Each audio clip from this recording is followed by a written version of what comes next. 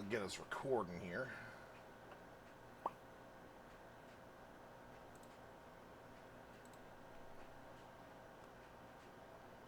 I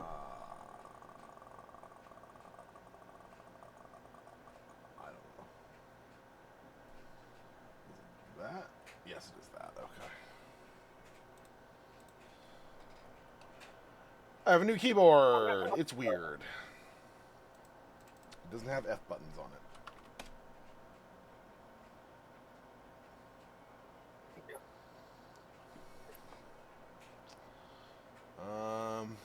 They call it a 60% when they don't have F buttons, or 10 keyless. Something No, like that's that. not what they call that.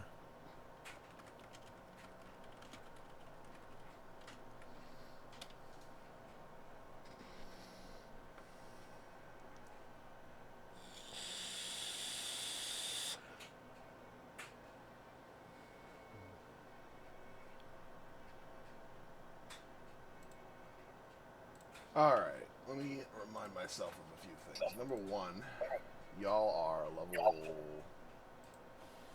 5? 7. 7. Jesus Christ.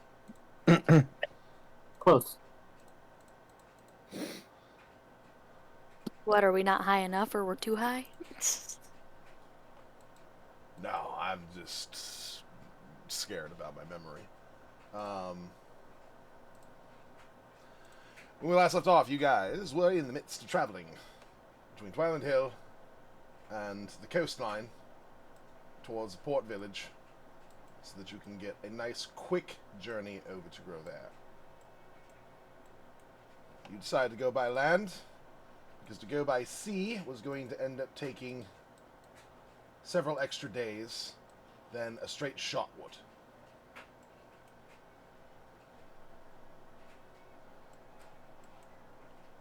Horses were rented, as well as carts. And a camel. And a camel. On your first day of the journey, you had encountered a farmstead, which suspiciously appeared to be quiet, with many of its crops having been burnt. During your investigation, you had found that there was an odd creature that was being made. All of the specifics were not known, but you were fairly certain by the context and from translating the elvish attackers that were there at the time that the parents of the farmstead had been flesh warped into this creature to be let loose onto the countryside here. You interrupted before they did an experiment with the daughter of the parents. You leapt into the scene to protect this young girl, taking out a couple of the elves as well as the creature itself, while the last one made an ominous statement that if the people of Orden are going to be dropping some massive monster in the middle of Avalia, then they will be responding in kind.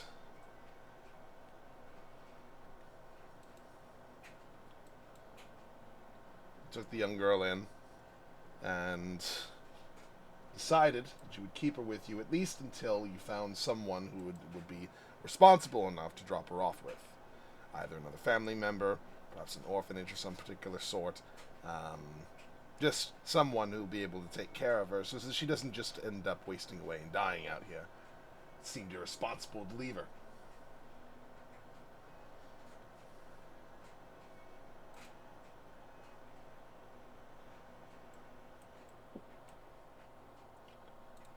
So you return back to your cart to get yourselves back on track.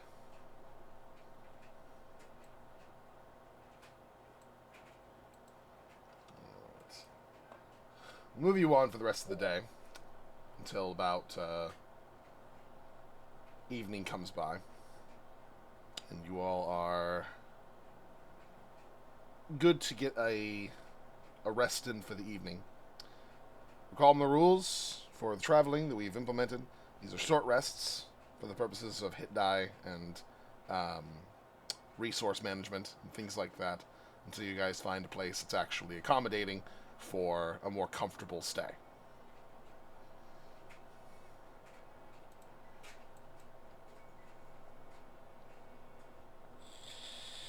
So we don't get our hit points back? You don't get your hit die back, but you can get hit points back. But we can use hit die to get them back. Got it. Yes.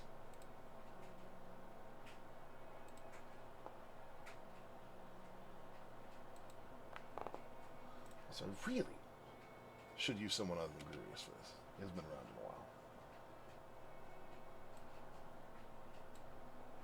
Who's Raiko?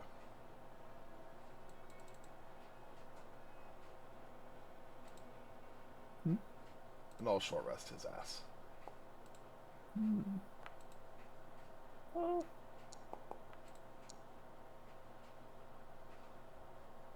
I'm quite content with the short rest. 10 hit points back. 56.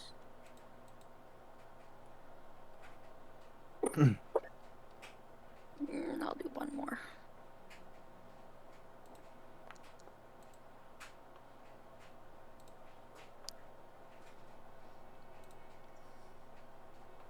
Okay, that's 11 hit points back. Oh, yep, solid. Thank you.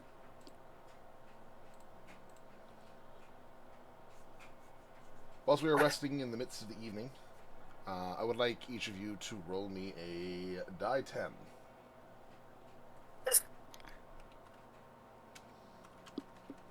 A tenor? Yep. I got a 6.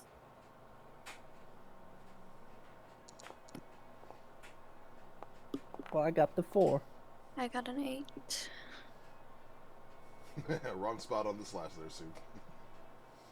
Oh. Slash you. R.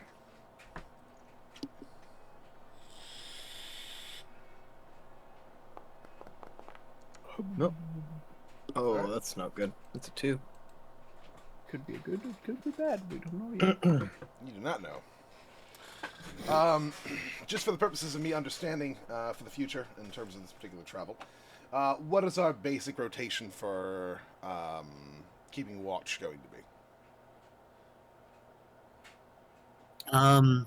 I think it'll go.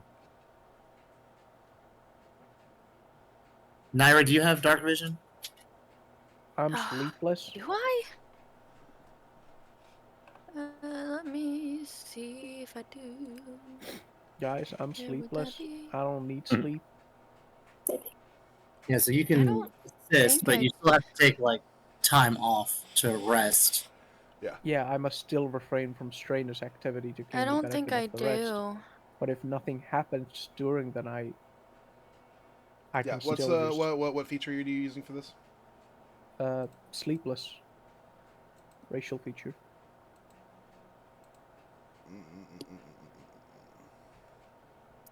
Yeah, so And Naira will probably go first. During the since I daytime. can't see in the dark. Yeah. And then after that, I guess it doesn't really matter.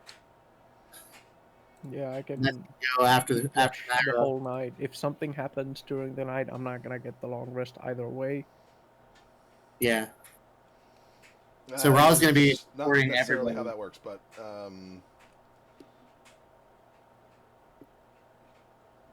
Well, yeah, if what you do want to mean? just have your Chirag just to be scout for the entirety of anytime you guys rest, that's whatever. Okay. Well, no, so it's gonna go Naira, Neth, Raiko, in 3 shifts, and Ra's gonna be there for all of them, kind of just hanging out. Okay. Sure. Soup doesn't have to keep track. Soup's got bad perception, so that's good. Soup's old. He's not good at staying up. He's usually his mind gets distracted super easily, so you can get him on watch, but he's gonna wander off and do something else. He's not super reliable Where's the about little like wages? Yes. focus, I guess. All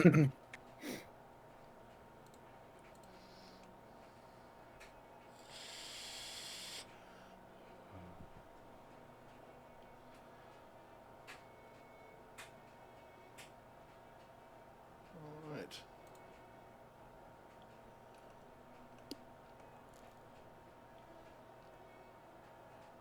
You know what? It's that he's always in his own world. It's that even if he's staring at, like straight ahead, he's not necessarily thinking about what he's looking at. That's the problem. So Yeah. he can see it, but he's not very perceptive about what's around him now.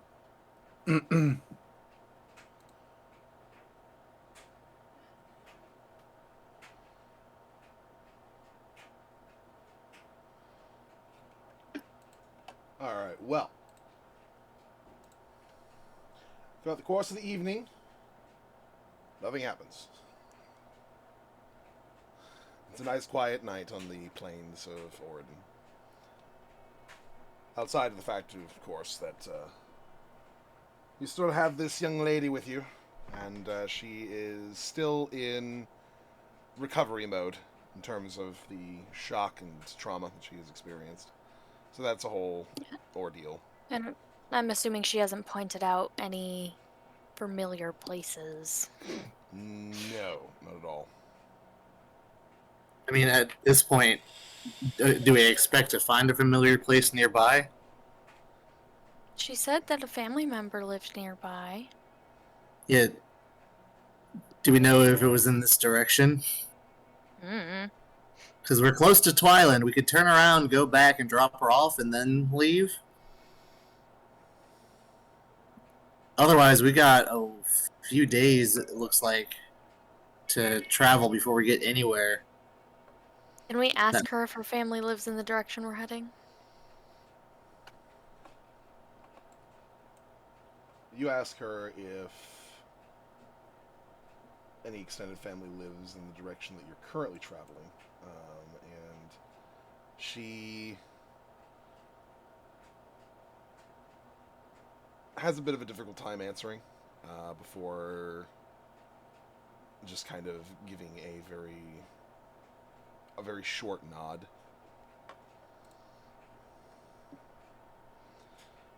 Okay. I want Put still to be over there trying to make her feel slightly better. Like before he was playing, he was not good with kids. It's his first kid, so he was playing like 3-card Monty and stuff that he had known before. But now he's starting to get it. Maybe he's like playing peekaboo. Maybe he's being endearing as a slime can be. He's making his face show up. Yeah, he can just make makes the his little face, Jill. Yeah. He makes his little face show up and then disappear and then show up and disappear again. Trying to take her mind off of the day, I guess. We also have her coloring books, pen and paper, all that. Soup could also tell her stories, but you'd have to figure out the stories that are child appropriate. You're like, I could plead, well, the Cataclysm of the Nine. No, that's not going to work. You'll start to tell a story, be like, Soup. soup. No, not that one.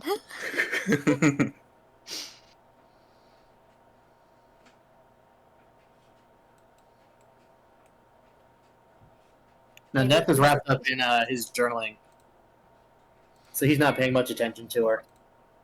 Maybe we can point out little animals we see on the way, like if there's birds or anything. Just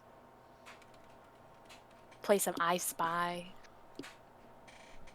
Roll me. I mean, whoever's going to be tending to her the most, anyway. So between Soup and Naira, let's go with charisma checks. See how well you are doing at soothing. Like a saving throw or just a regular just a check? Charisma.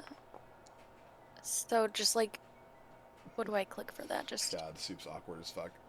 Yeah, well. do I click performance or what do I click? You can click the number, like the letter CHA. Yeah, you can click the charisma button. Oh, I see. Let you make a check. Bless you. All right. Both not of you doing are awkward as fuck. And Can not Pud doing... roll one? Can who? Pud? Pud's roll is specifically Soup's roll, I would say. Ah. Doesn't the homunculi We're have a just stat not sheet? doing it. He does. I don't know what his charisma is, but he does have Not a good number either, for it. that is Probably it's probably a 1 or around what I'm at. No, I can't be good. I feel like Pud is very charismatic. But are other homunculus charismatic? I guess is the question. Pud's special. Soup just hasn't found the right story yet. Just give him a minute. I feel like Naira's just like internally freaking out a little bit because she feels bad. She doesn't want what happened to her. Well, it already happened to her, but like she wants to find some family for her. I think she's just thinking about what happened to her, and it's like just throwing her off her game a little bit. Plus, I mean, her eyes and stuff are pretty creepy, so. covered in stab wounds and stuff too, right? Aren't you Those at are least somewhat bloody? they're covered up. Okay, all right, You know, good. they're always Yeah. they're always All right. bandaged. I mean, Naira, I'm not entirely certain how you felt about your own adoptive father during your own experience when you were quite young. What your sort of initial days with him were like, if you found him scary or anything along those lines. Even if he wasn't trying to be. The blood hunters just have that sort of vibe to them. Yeah, I imagine I'd still be like, I would have been like she is. I'd be very quiet and everything, but I'd still like cling to him because he saved me.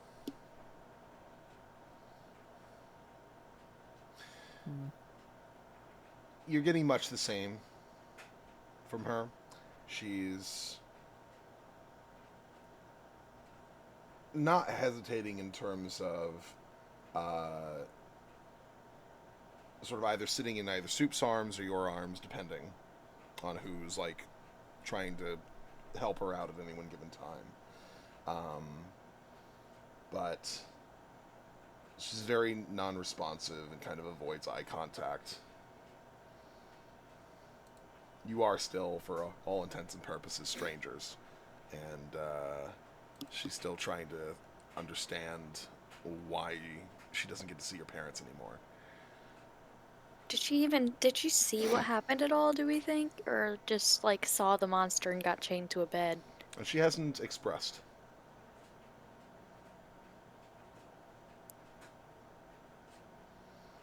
Because like I don't know if she knows what happened to her parents or like. I mean, to endear ourselves more to her first. Yeah, that's not something I want to ask. So Soup's been fumbling through books, and he's been trying to find anything that's remotely close to like a children's story. And he's failed a couple of times now, and he just kind of looks and he closes the book, and he says, "Have you ever heard the story of Tick the rat?" And kind of waits for a response and see if she is being, receptive. She just kind of shakes her head while keeping her eyes down. So I Soup, imagine I'm holding her while Soup's telling the story and I'm kind of like braiding her hair or something. he says, Tick was born with very thick fur that made it hard for him to be comfortable wherever he went.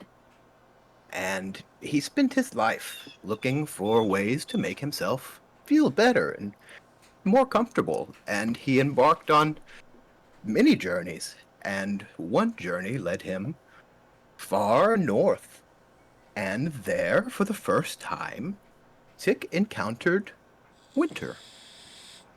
And finding a place that he no longer felt uncomfortable, he, when faced with the option to go home and see his friends again, he stayed and was embraced by winter, and they lived happily ever after.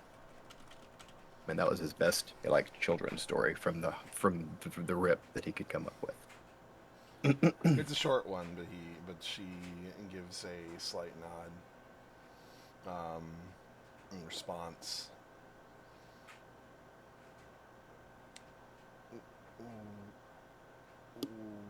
What? What? Why did Tick like winter so much? I think he was looking for a place that he belonged. And I think that he found it. How did she make him feel like he belonged? She was just what he needed when he needed it. Mm-hmm.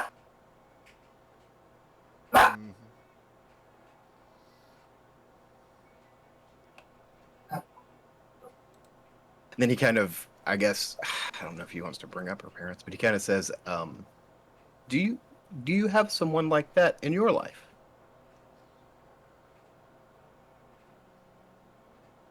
I did. What what happened? What happened today? If you don't mind talking about it.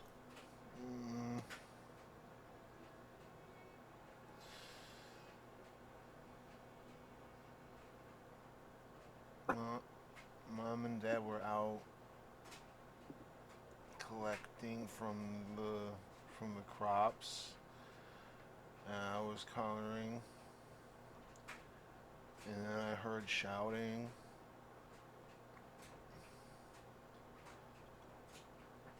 I stayed in my room because Dad said if I ever heard um, shouting to stay in my room and not open the door.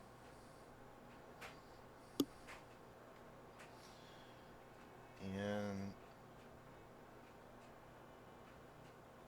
I stopped hearing them shouting, and then one of the pointy-eared ones opened my door and tied a chain around my wrists.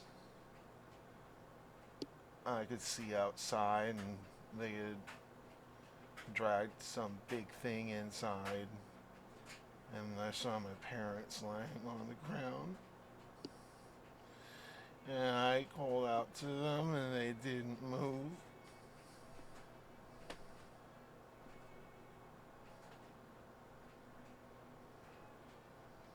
And that's about when we showed up, right?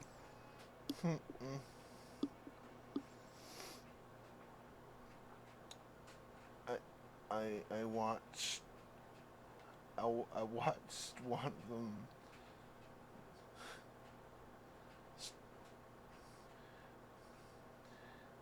Soup kind of gives a nod to Pud, and he wraps a little tendril around the little child's shoulders. You know.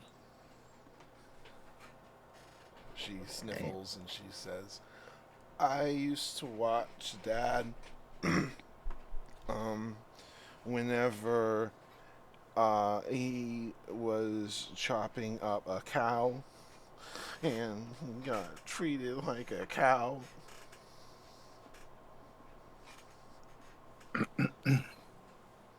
Soup says, I know that must have been really scary, and it probably is scary to think about now. But every time that you're afraid, every time that you're scared, I want you to think about Tick living with Winter and how scared he was on his adventures to find it. um, and maybe over time you'll be less afraid.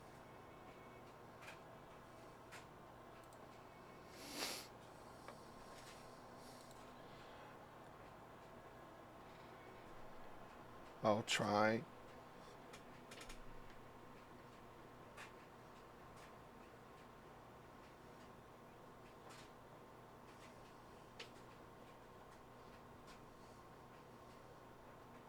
It's clear that asking her about that and her kind of reliving those experiences and attempting to describe them is causing her to kind of shut down again. Naira's gonna grab her, scoop her up into her arms, and just hold her close.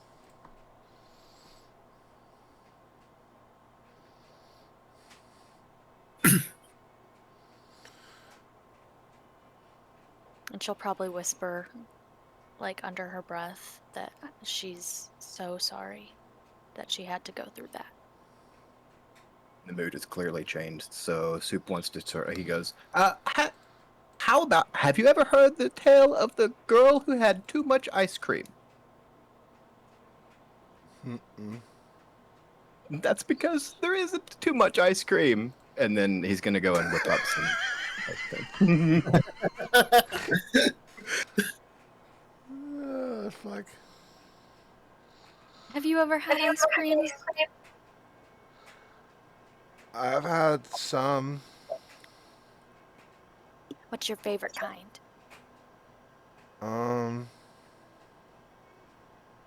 Cookie dough. Mmm. Soup, do you think you can make cookie dough ice cream? I think that. Did we ever ask her name for real? We've never asked her name, have we? Yeah, it's Valerie. Yeah. Oh, okay. Right. I think for Valerie, I can definitely make some arrangements.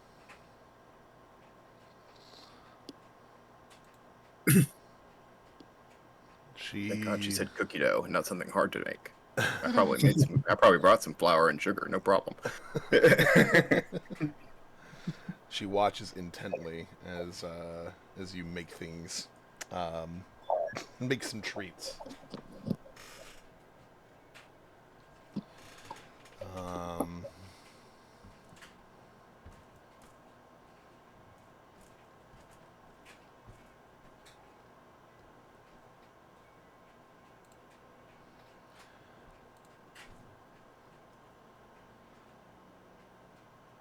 That's interesting. Okay. Throughout the evening, you're able to make some cookie dough ice cream for her. And fairly early on, after the sun goes down, she ends up going to sleep. Somewhat exhausted from the day's events.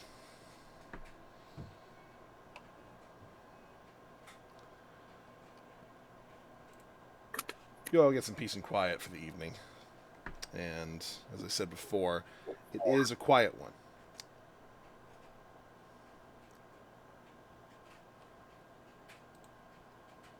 Eventually, the sun makes its way back up.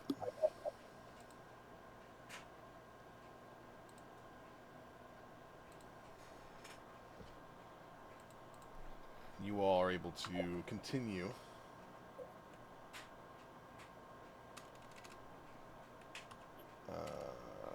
your journey.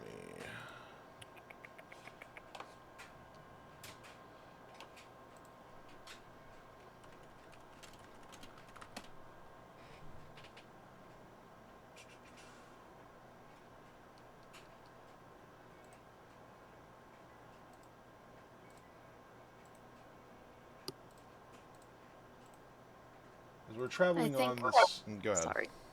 I was gonna say, I think until it's Naira's turn for her watch, she'll just kind of watch Valerie sleep and just stay next to her.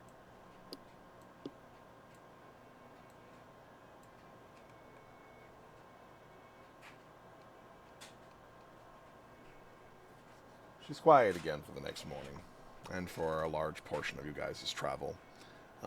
Sort of back to thinking about the day before. But she's at the very least not staring at the ground of your cart. Instead, she is at least passing the time a little bit by watching the grass kind of flow by as you guys make your journey.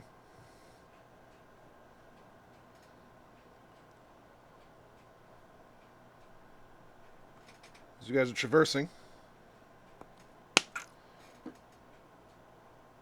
may I get, firstly, a 1d6.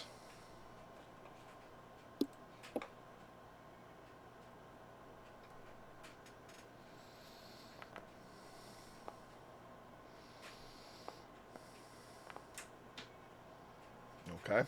I got a 4.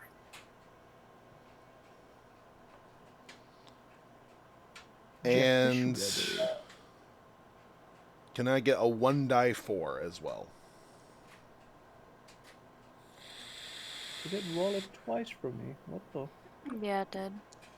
Why? Oh, Hmm. I accidentally put a space. 3 both times.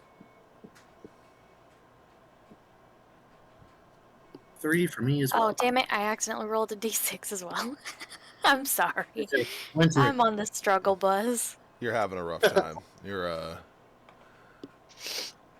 everything's out at the moment. Wow. There we go. Okay. No, I'm not doing that. That's retarded. At least you can recognize it. That's important.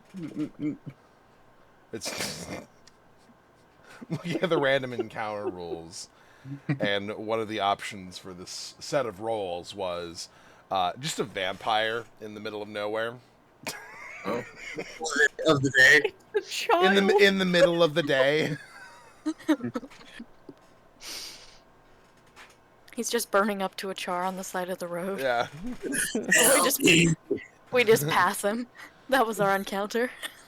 I don't know if anybody's seen Man, is he okay?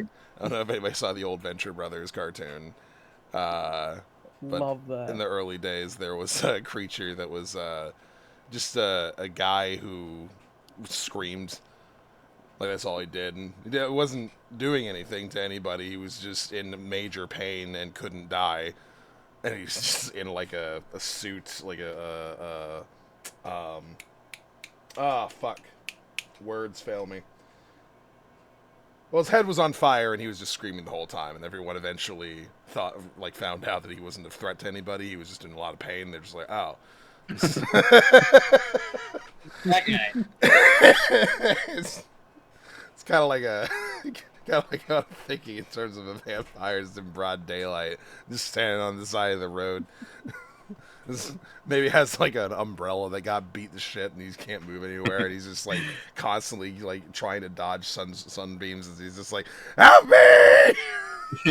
Oh, God, did we're not afraid of him. Should we be helping him? Should we help this guy?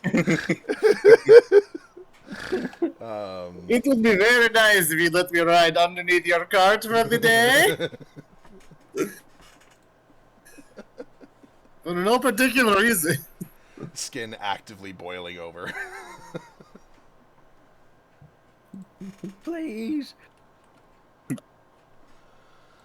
Alright. Well, that To be was a fair, that decent is the encounter beginning for of the day. Sinners. I understand that was a joke, but that is the intro to Sinners. That's how it started. So. I mean, that is fair.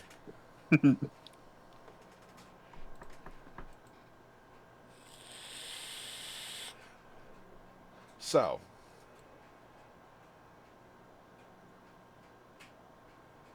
you guys are traversing the roads. You find yourselves kind of riding along this buffer zone between the plains and Avalia Wood to the north. The closer that you get, the more that you realize that there's something off about Avalia. It's not necessarily fully noticeable from the outside, but it's clear that there is this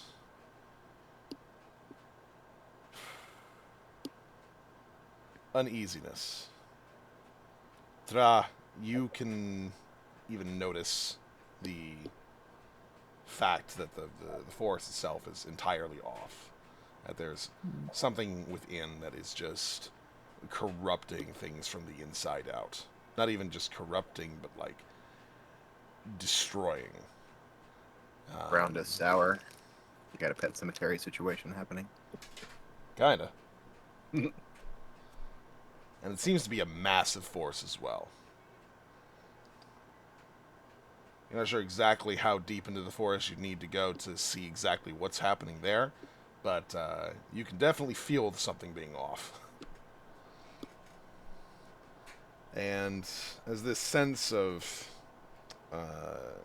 uneasiness is almost constantly with you throughout the course of this particular journey.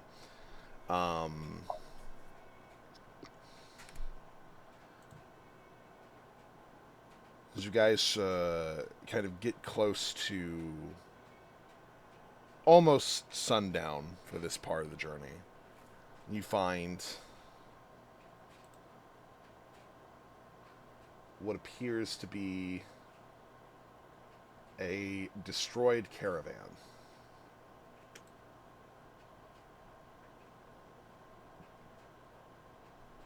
I'm gonna look around and see if I can see anybody waiting to ambush before we get too close. Yeah, I was about to say, don't get off this carriage until we figure that out. Yeah, I'm trying to scan the woods, scan the the field, make sure there's nobody hiding.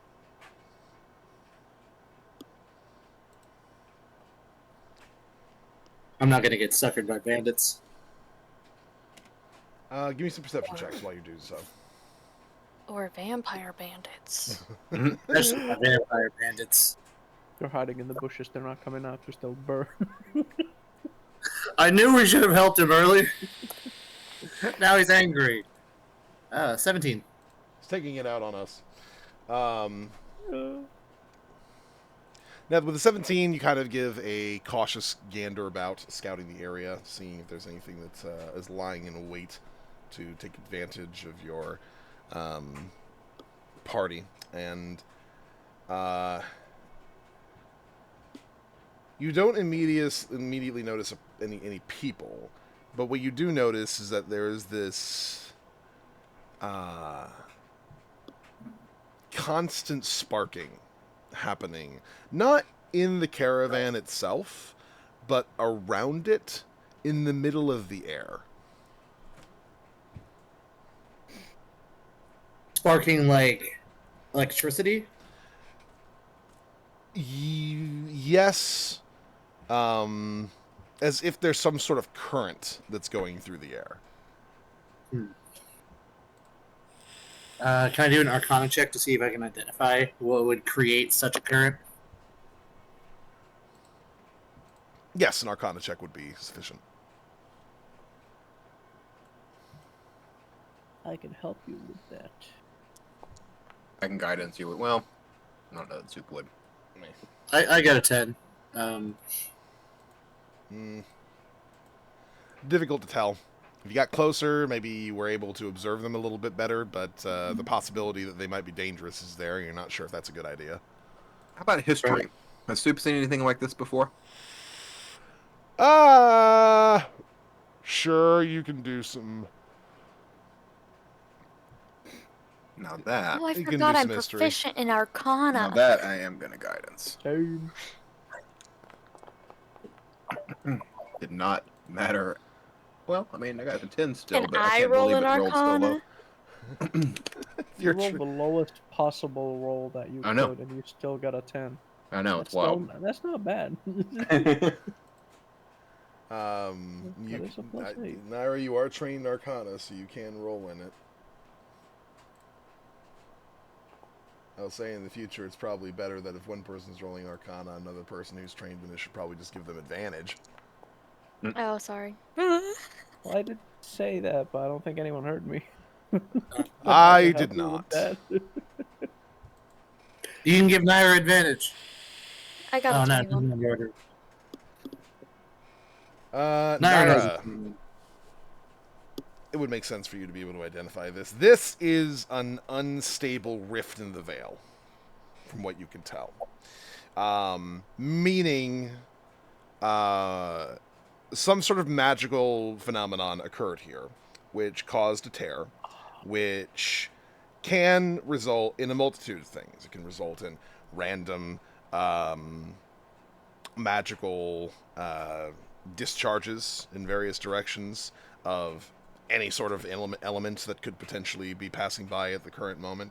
It could result in the passage of otherworldly creatures into the area randomly. Could cause a lot of just general problems.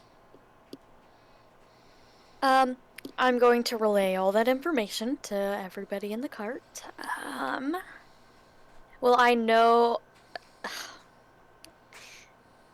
Do I know if there's, like, anything we can do about it or a way we can pass by safely? If you just told Soup that it's a door, an open door, he's gonna ask if you know how to close it. Do I know how to close said door?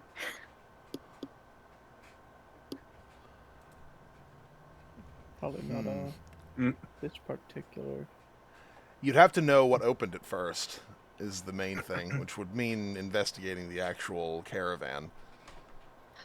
Well, is it safe to investigate?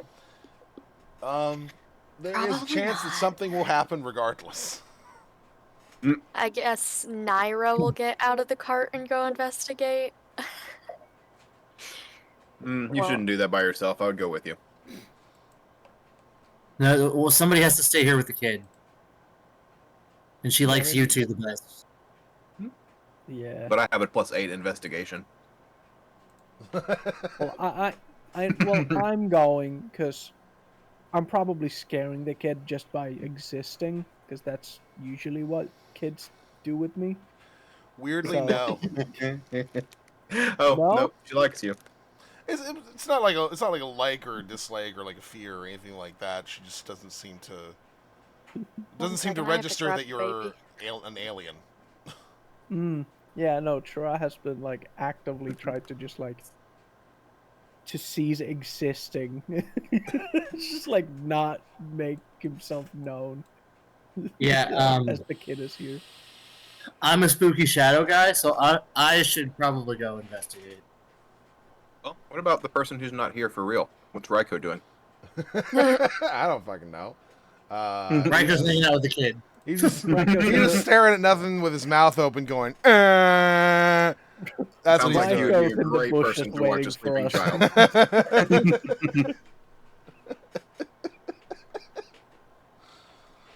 Him and Gregory would make a fine guardian. To He's learning from his book. Isn't that how he learns from his book? He has like knowledge osmosis into his head. Maybe that's what he was doing with his mouth agape. Yeah. Yeah. It's the upload process. Exactly. He's actively eating paper, thinking that's how it works. I am in the midst of recording this, so make sure that you mock Raiko as many times as you possibly can for his benefit. Of course. I could probably get in a couple more. It's okay, we got time. All right. Well, as you guys are leaving Raiko in the cart to watch over our child, make me investigation checks as you are traversing and looking into the caravan to see what exactly went on here. I am not proficient in that. So I I'm will just gonna- assist you. Whoa, I'm just gonna I am guidance. proficient, but I rolled shit. Unbelievable. It's 2 times I've rolled really low compared to what I could Soup, have roll rolled. again. I'm assisting you Guidance Oh. on that. because Oh. I am proficient in investigation. I think it's already guidance, but yeah. Oh, okay. Everybody's got guidance. There's like 3 people with Everybody's guidance. got guidance. Good. There we It's go. a good That's better. spell. And then Soup, you also get 4 more to that from your guidance. That's right. 24. You drop your pinky. Can you All guidance right. yourself? Yeah, Yeah. That's awesome. I guidance myself all the time. Yeah, you touch one Mhm, willing you can. creature. Yeah, you can touch yourself. I really try not to like abuse it unless Stoop would really like his guidance is like kind of old man advice. You know that unsolicited. You should really do it this way because I'm old and I know better than you. That's guidance. So I love that. we just have to be close enough to touch you. That's really the only thing I have to pay attention to. You just put your hand on their shoulder. Well, you exactly. see, back in my day. Exactly.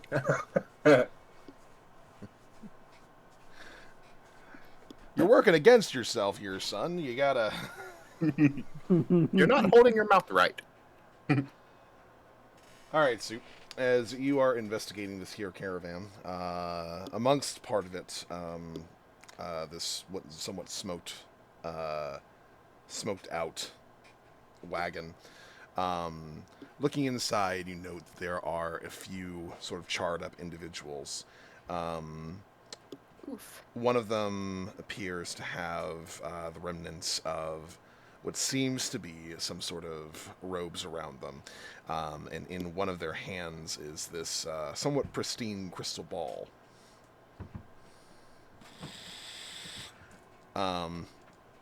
Looking into that, you note that there is some sort of semblance of a magical circle that has been drawn on the bottom of this wagon. The purpose of which is difficult to tell, but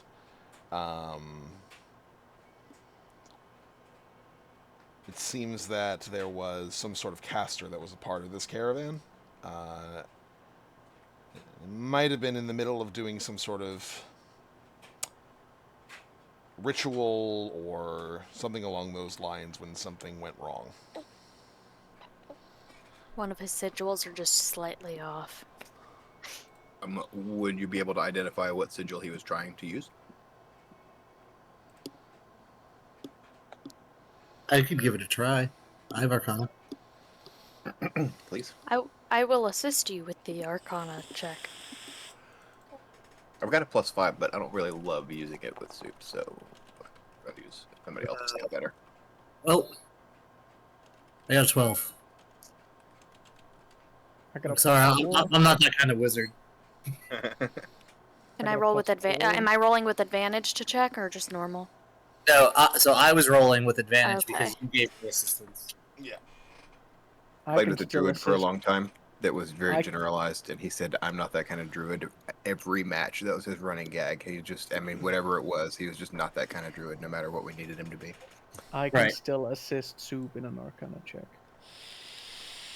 Is everybody fucking skilled in Arcana? What the hell? Badge Is it. Does Soup have Arcana? I'm +5, but he doesn't Ah. really like, you know, it's a. I have a different thing that +7. he likes. Yeah, you go for it. And Roz assisting me with that? Yeah. No, Ra would have to roll his own because you assisted me. Oh, okay, never mind. I'll roll a regular one then. Where is it? Ah, damn you! It was almost almost a crit. It wasn't, though.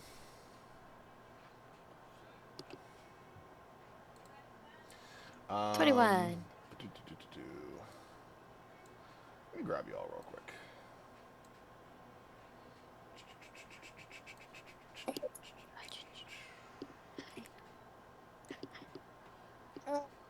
Yeah. That's not what I wanted to do. That's what I wanted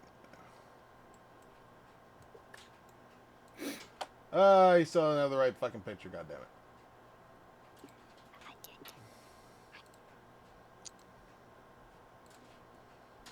I don't understand. From the rift comes baby. A giant baby. Yeah, you just start hearing baby. No, not a giant baby. Yeah. You get drowned in a puddle of drool. No. Could be worse things. I swear to God. I don't know. Drowning's a pretty fucked up way to go. No, I You meant could- worse things to drown in than a puddle of drool You coming can out of a drown baby. and spit up. Mhm. Yeah. I don't know. Like, being the owner of two very slobbery dogs, I think drool's pretty bad. I would not want to drown in my dog's drool. Fair enough. The baby's drool smells like milk.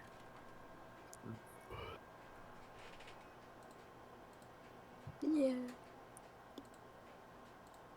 That makes sense. His special move is blowout. Wait, have I gotten this to work? Hate this.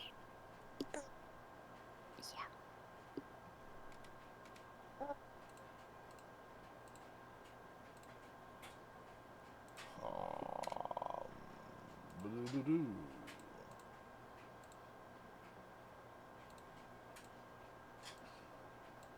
Huh? No? Fuck. Alright, never mind. I thought I had it working, but I don't. Anyway, migrating. Oh no. The haunted woods we go. Oh no. I don't want to spin. Stop. Stop! Stop it. You're still spinning. I'm trying not to, but I'm on a touchpad, so I don't know how to do it. You need to deselect yourself is what you need to do. I don't have. I'm clicking on Naira. This is bad. Measurement tool. There we go. I just want to zoom out. Thank you. Spinning. Alright, so imagine you're in a caravan. Or, like, what? Looking at a caravan. I don't have one on the map here. But, as you guys are investigating this thing and trying to get a better idea as to what caused it and thus how to potentially fix it.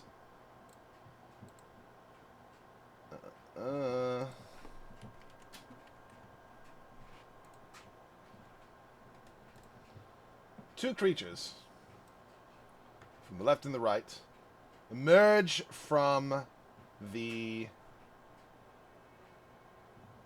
rift that surrounds the caravan. Both of them Creatures. clawing their ways out. Fun.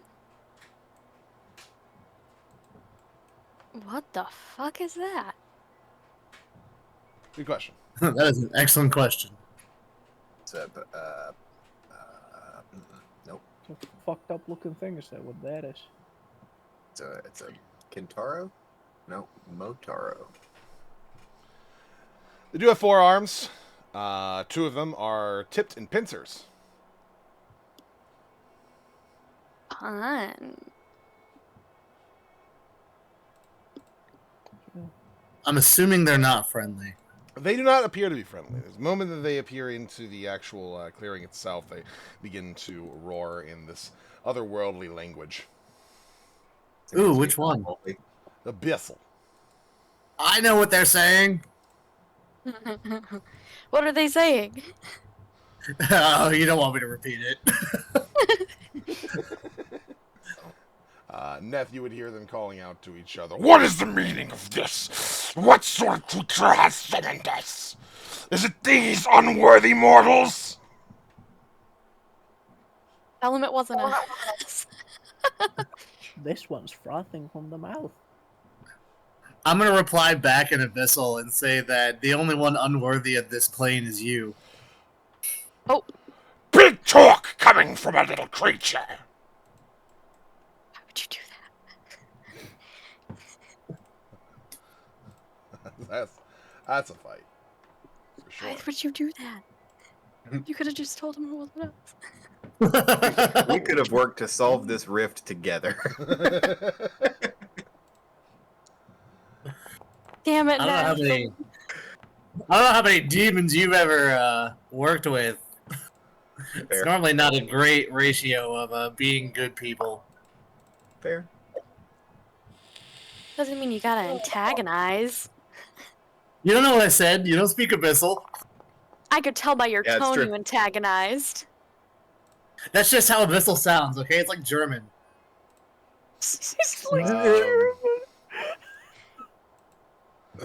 Before the fighting starts, I will allow either Neth or Soup to make a quick religion check to see if you can tell what kind of creature these guys are.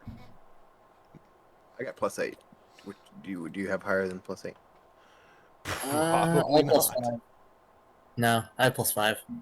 Okay, well.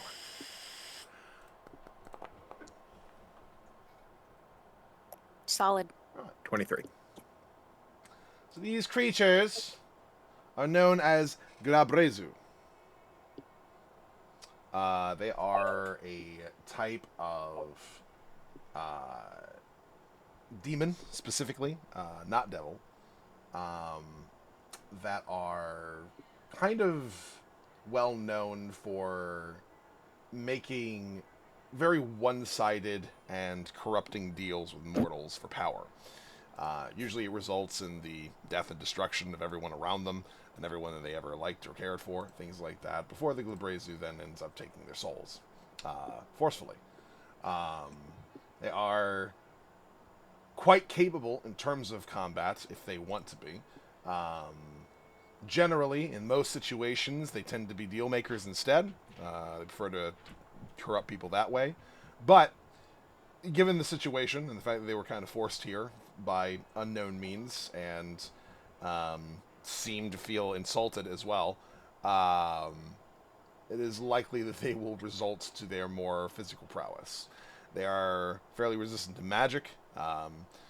If it's fucking cold damage, fire damage, or lightning damage, it's probably not going to be as effective as it would be otherwise. And they are entirely immune to poison. And you're going to want your weapon itself to be magical if you want to actually do some damage to them. They are incredibly resilient, and of course, they've got fists and pincers to hit with.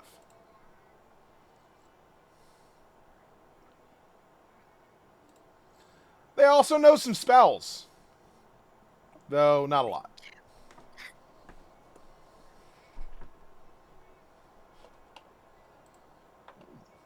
Wheel?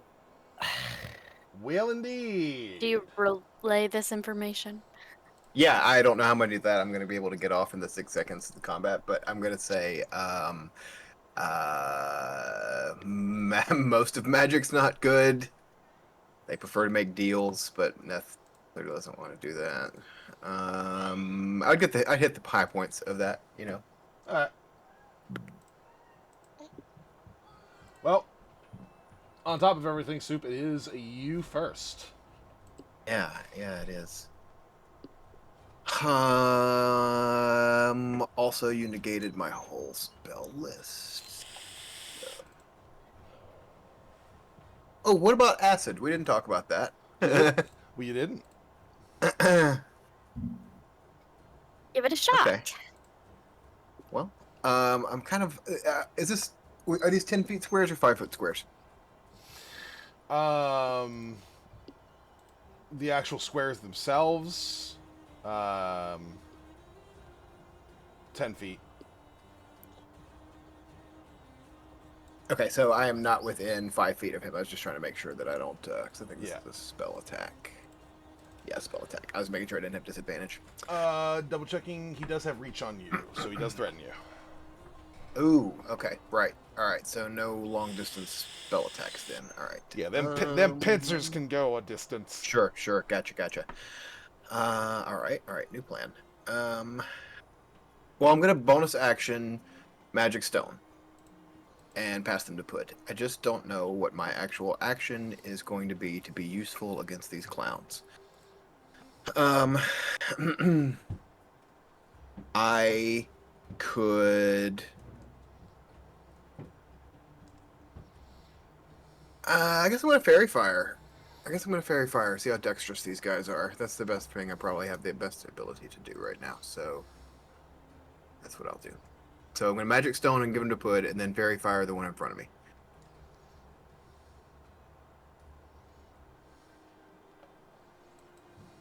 Right here. It's a DC 16. Yeah, so Soup kind of shakes up his little vial. It's like a little bulb of stuff, and he shakes it up, and it starts to glow, like when you break a glow stick, you know. And he throws like the spores at this guy and see if they stick. They do indeed.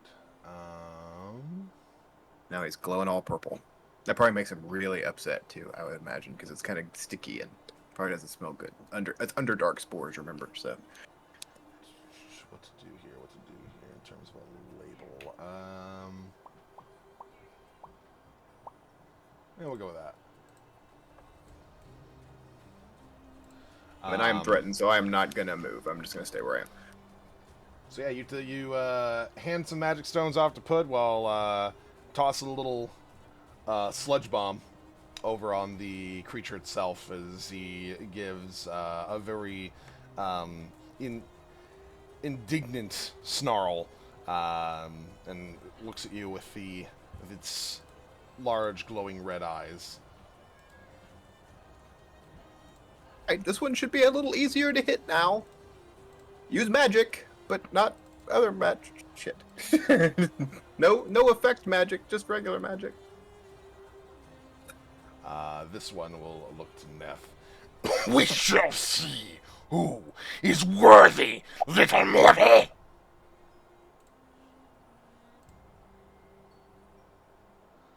First, we have a pincer attack. That's 27. I'm gonna give it disadvantage with my weapon as a reaction. Okay. Turns to an 18, so that'll miss.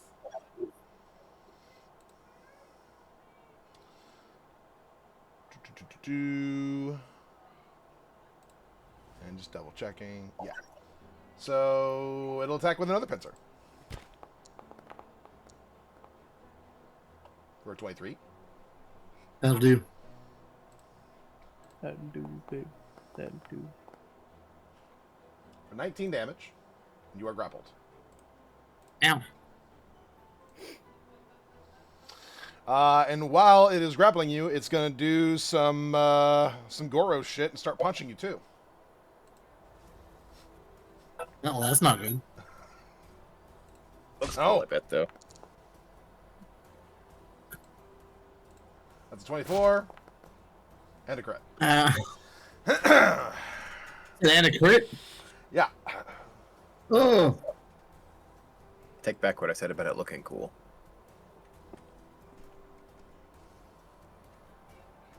Now it can still be deadly and still look cool.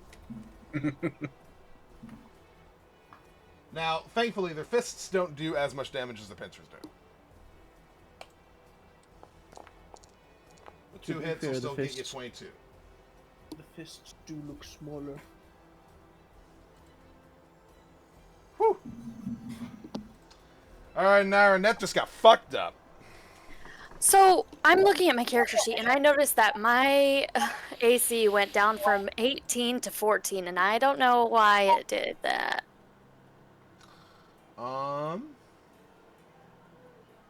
Because I have the barrier tattoo, the cloak of protection. I don't know why it went down to 14, because it was 18 last time we played.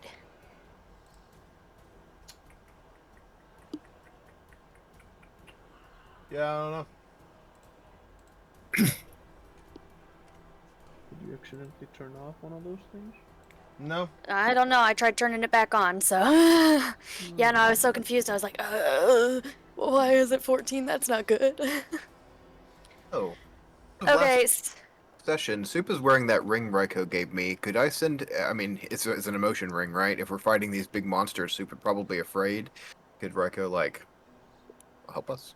Come It in. tells you. It tells the other I'd say so, person yeah. your like AC and stuff. Not your AC. Your HP and whatnot. sorry. Yeah.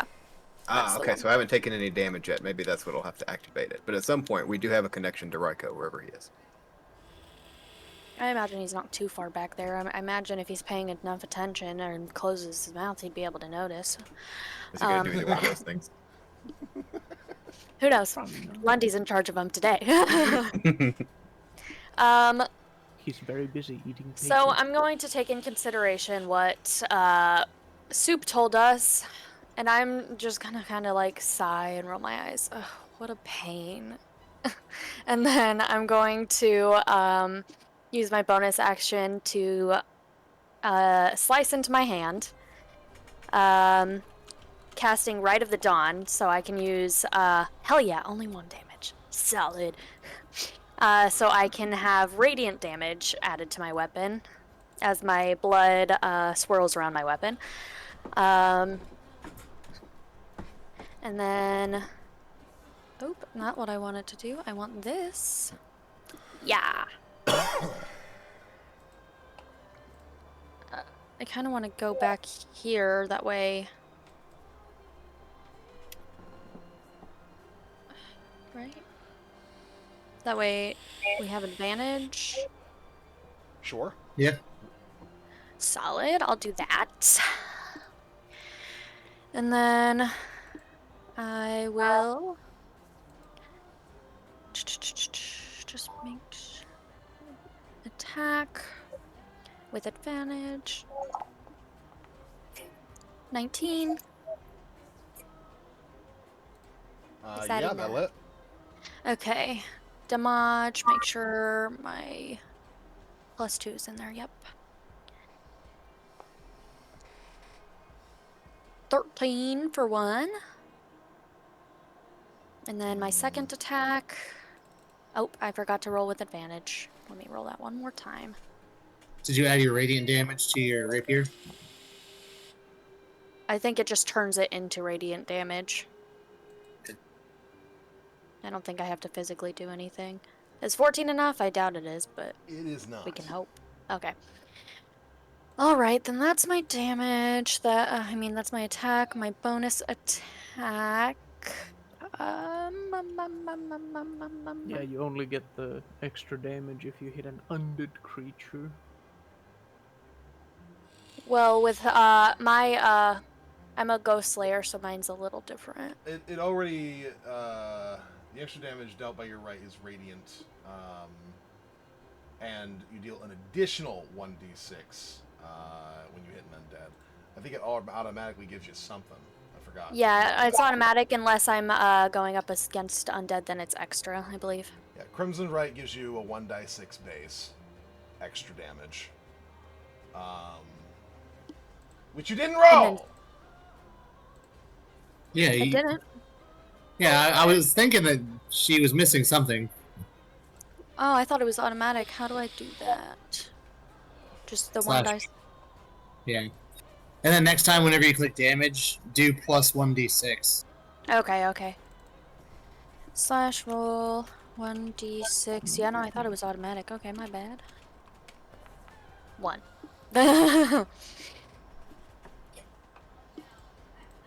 Okay. Yeah. An additional 1 damage. It's something. Damage is damage. Yeah.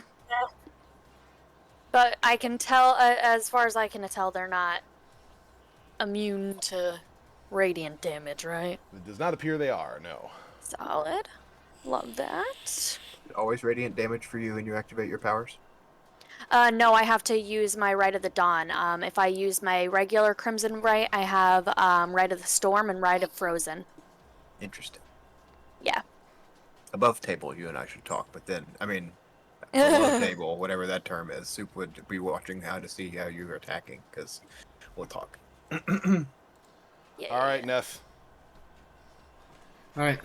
You picked Neff this fight. is How do you feel?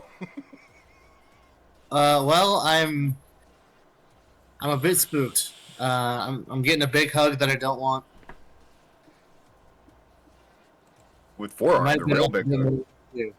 But Double hug, if you would. I'm going to use Vampiric Touch. All right. So I'm going to try to reach out and touch him. If he's hugging you, it shouldn't be too hard. Yeah, 27. 27 will hit. Easy. It's going to be 10 points of necrotic damage.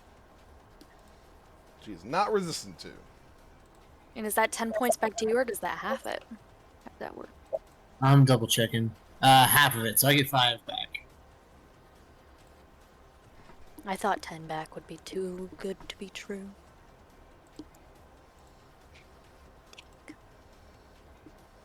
Happy. Wait, dude.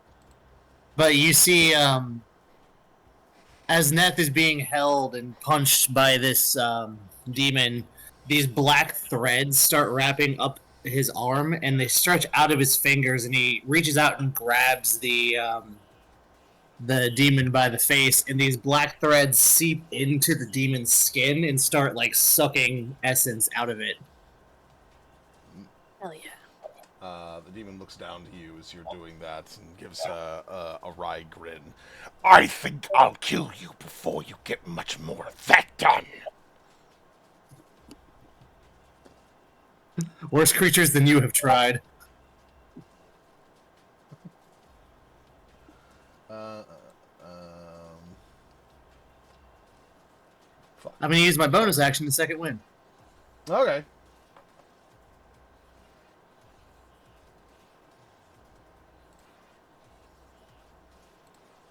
I'm.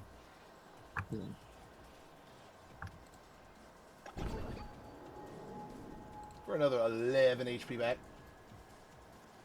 That's good. That'll be it for me. Not near death anymore, anyway. Yeah.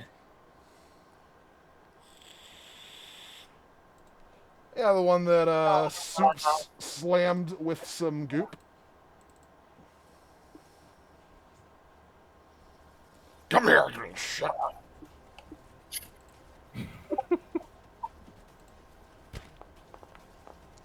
Ah. That's gonna miss on that pincer.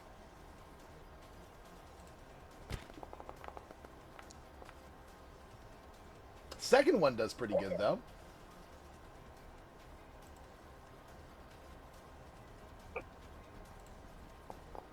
Definitely don't like not knowing what's going on. That's a little Oh, my bad. scary. My bad, my bad. Let me just... Oh, damn. Now, and you know what? You can go back to it. I'd rather not know. Who is that on? Soup. Ooh. After the first one hits, I would use my shield to repulse you backward. Alright, I just need to double check something. I'm sure that you'll probably move right back, but you'll have to use some movement, so.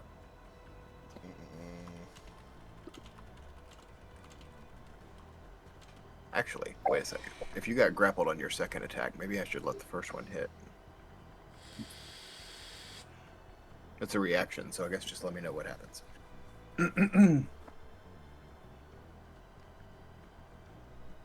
Okay. Double check the rules.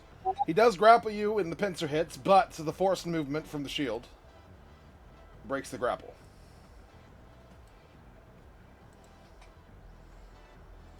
And he kind of gets launched backwards a little bit and gives a grunt. Ugh! What the fuck was that? Or Your charging own back at energy you. right back at you. I imagine Neth is just like translating as we're fighting.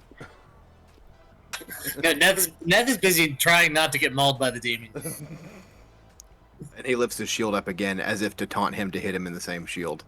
Because he doesn't know I can only do it once per turn. So, I'm sure these demons are petty enough to switch languages to talk shit. Well, That's unfortunately, if they do speak common. they don't speak common, but they do speak telepathy. Of there you course. go. they alright. do. I've taken some damage now, so maybe Raiko could feel that. Indeed. We're connected. You know, we got this bond. We're just real connected on a spiritual level. Both of his fists hit for a total of 15 damage. On to Soup. Hurts like a bitch. Yeah. Even through that shield. Yes. It does look like I need 2 concentration saves from you, by the way, Soup, for your Fairy Fire. Oh, yep. Pass.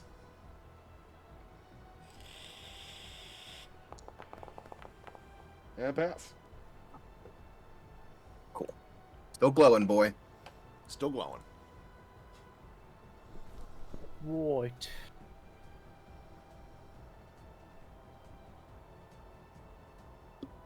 I'm going to summon my guy here, right next to me and Soup.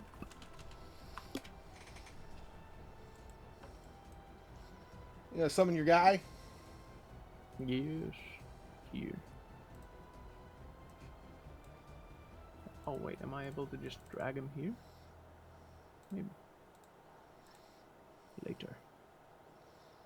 Yes, Mr. Demon Mister is gonna need a dexterity saving throw. Do.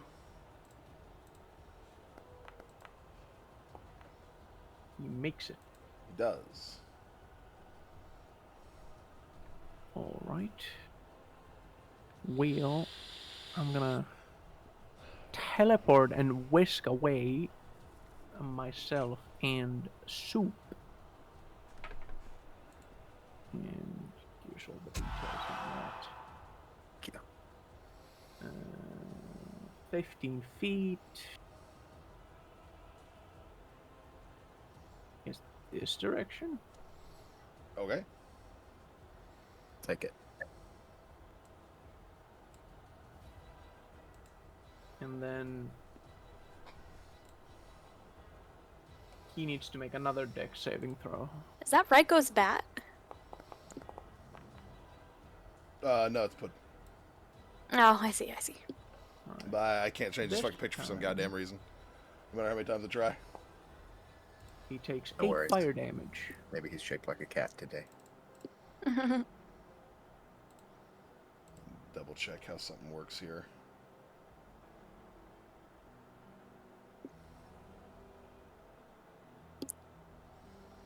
Spells you cast ignore resistance.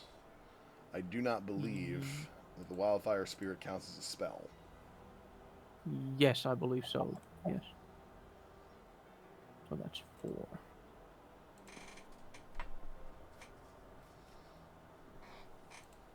I don't think So- wild shape is considered a spell, is it? It is not. So your Okay. wildfire spirit appears.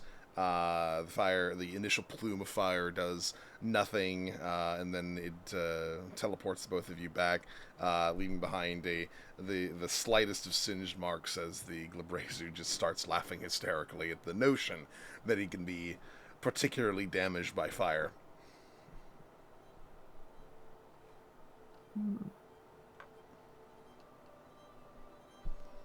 Right.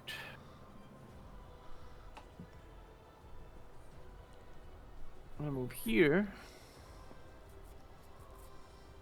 And then, how much movement did you have? Wait, I have your thing open. You also have 30 movement.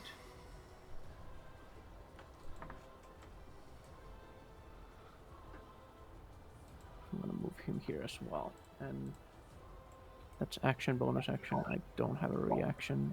That is me.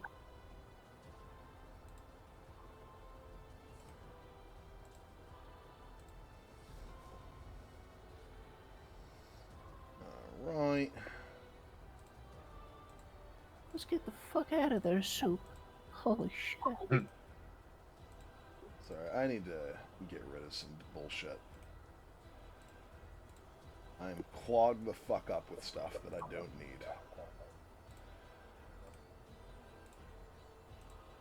Worries. Let me know when you're unclogged full of shit.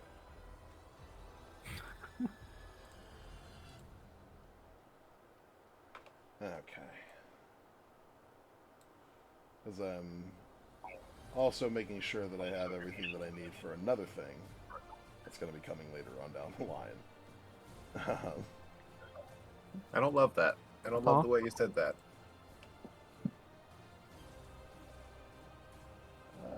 Um,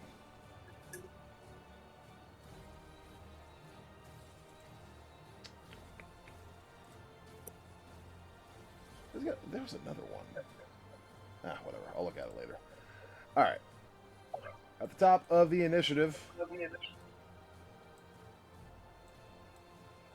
Raiko will sort of pop up over here and sense something's going on.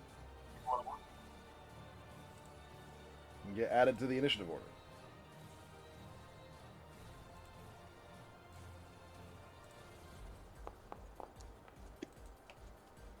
Alright.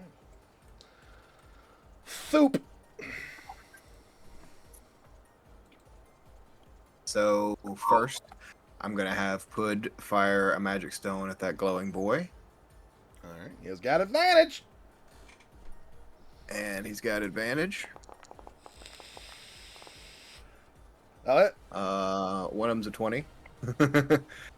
All right. So rolling that damage now. Come on. Oh, well, you did all right, buddy. All right, and then for my main attack, yeah, I guess I'm gonna see how this works. He is going to kind of reach in his little bag, and instead of a magic stone, which is what he normally loads up, he's gonna load up this kind of, it's shaped about the same, but it's full of this green like bubbling liquid with like warning labels that Soup's kind of written on, and then he's gonna whip it at him and see how that goes.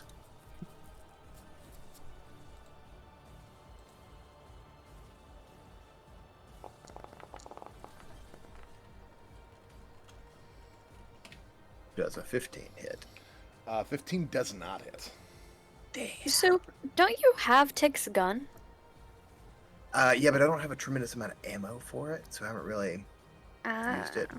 In fact, I only know of one magic missile that I have for it, as a matter of fact.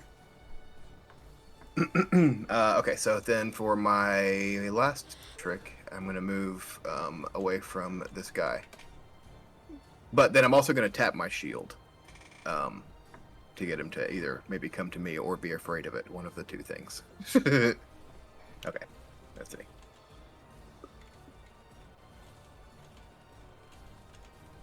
I fear for our friend Neth. You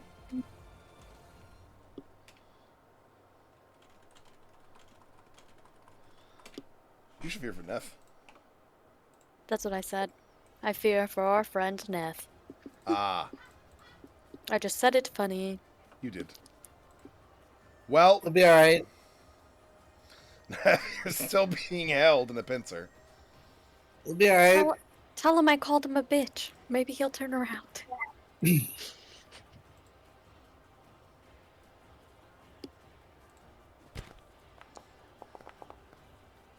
A 17 misses. Oh, thank the Lord. An 11 misses. Oh, thank the Lord. God, he has so many arms. It's a lot of arms. He does. That's true.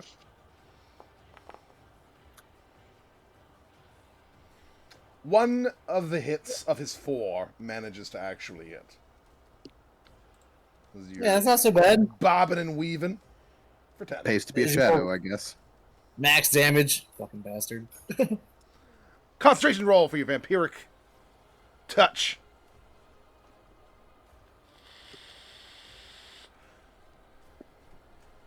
This is... I mean... 13. Pass. You're a slippery little shit, aren't you?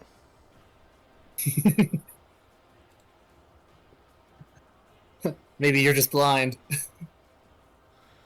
Oh, trust me, I'm not. Okay. All right.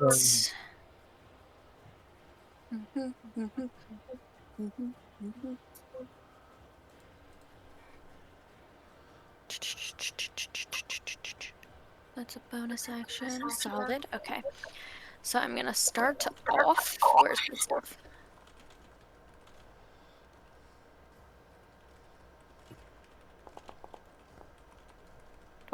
Nope. 12 is gonna be a nah. Okay. You have advantage! I do. 24. That's better. That'll hit. Aha! And then it's plus 1d6 to it. Correct. Plus 1d6. Normal. 11. Alright, so 3 of that is Like- radiant. Yes. So that is gonna be... Oh, I thought it turned all of that damage radiant.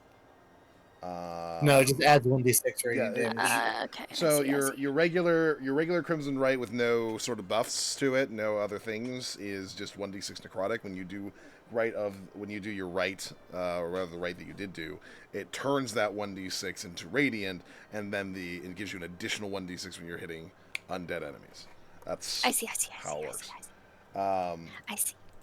Anyway, Okay, now my so that's second gonna be- attack. let's see. For the regular damage, plus an additional for the radiant. All right. Okay. Go ahead. Second attack.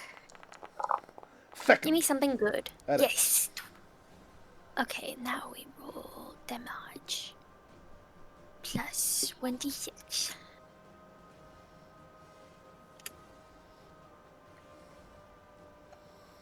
There we go.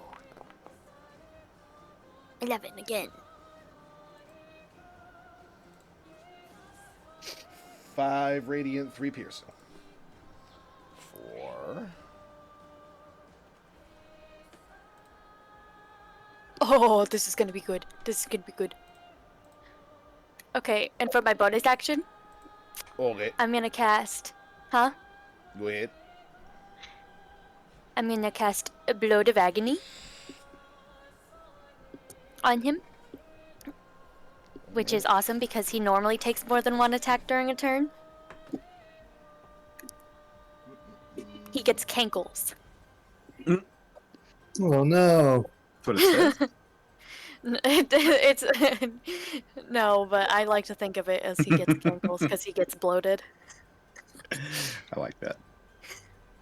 His ankles start getting puffy and he has cankles. That's my turn. Alright. Are you amplifying that at all? Or is it just the regular? I have to take 1d6 to amplify it, right? I believe so. I will do that. Let me roll 1d6. Slash roll 1d6. That didn't work for some reason. Okay, give me a second. There we go. I forgot the space. 4 damage. 4 damage. To myself. Wait, but I'm also I'm resistant to necrotic damage, so that makes it 2, doesn't it? I guess. I don't know. Yeah. Sorry about that. It probably doesn't work like that, and I'm probably just giving you shit you're not supposed to have, but whatever. I don't know. I know we talked about it briefly last time, but I'm not sure what we decided on. It's just that in like literally every other version of D&D, if you're like immune to something but you do it to yourself, you become not immune to it. So it's whatever. I don't care. Okay. All right. What do you think, Neff? You look at him, you see his cankles, and his abs are less defined because he's bloated. I'm going to Pasta. activate my Hexblade's curse upon him. He's got a dad bod now. Yep. He And looks his down, he's like, what the hell? ankle. The curse of Ra be upon you. And then I'm going to touch him more with my Alright. vampiric touch. You Huh? talk to him and you let him know to return the slab. I curse you with Return the fatherhood. slab, yes.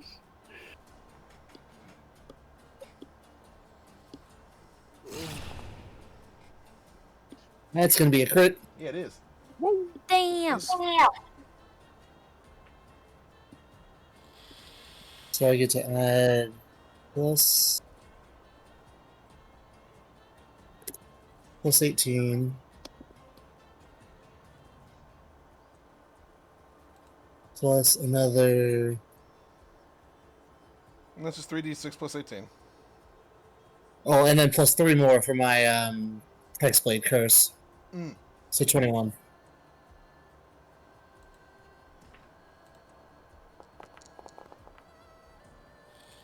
Half that That'll back, do right?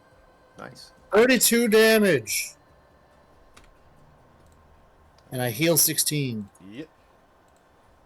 Solid. As this time those threads wrap further around him, and you see this like almost silvery glint start to shine as the essence is being pulled out of him, and they tighten around him and begin cutting his skin. And you see the shadows on my body start stitching up the wounds that I have. That's badass.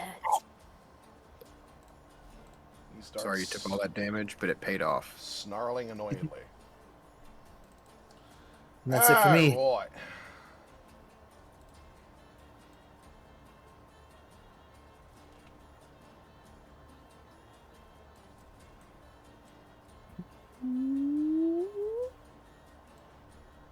Raiko's gonna come over here.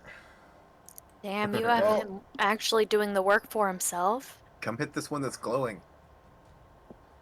I'm just wondering whether or not... Oh, wait, he gets all advantage anyway, doesn't he? Here, hold on a second.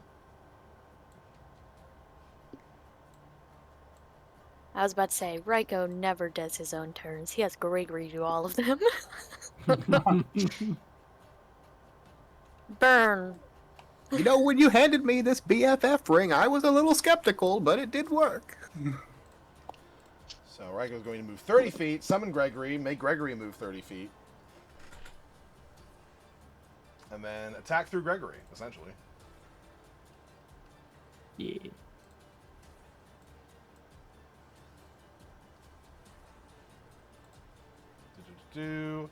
He does not have advantage from this particular location, so he's going to be rolling normally, unfortunately. So it'll be a miss. A hit. Sorry, I'm just having him blow everything as he normally does in these sorts of situations, so... Yeah, I mean, that's what he would do.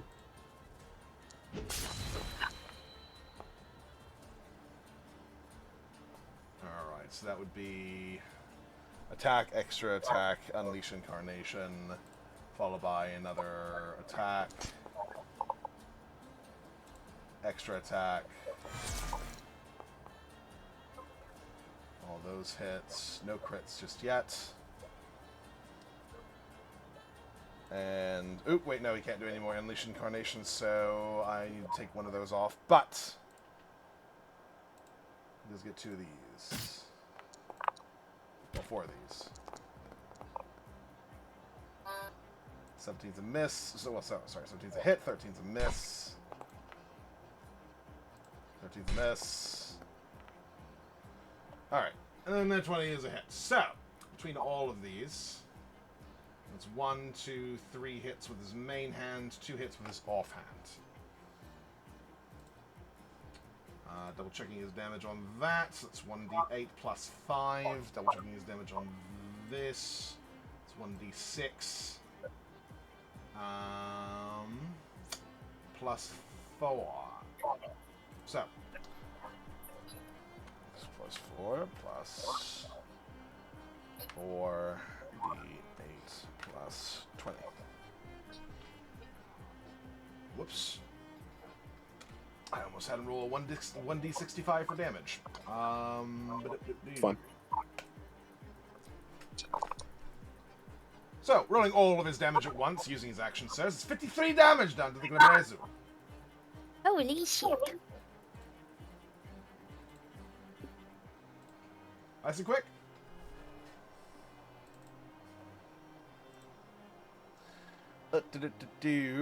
I don't think I've ever seen Raiko's turn that fast. I know, right? And then Gregory pops because he's outside of 30 feet away from Lord Raiko.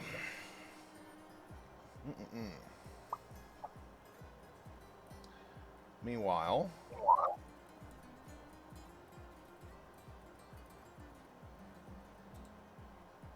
what would be a good idea here? Would that be a good idea? Would that be a good idea? What is the radius on this shit? It's only a 10-foot radius.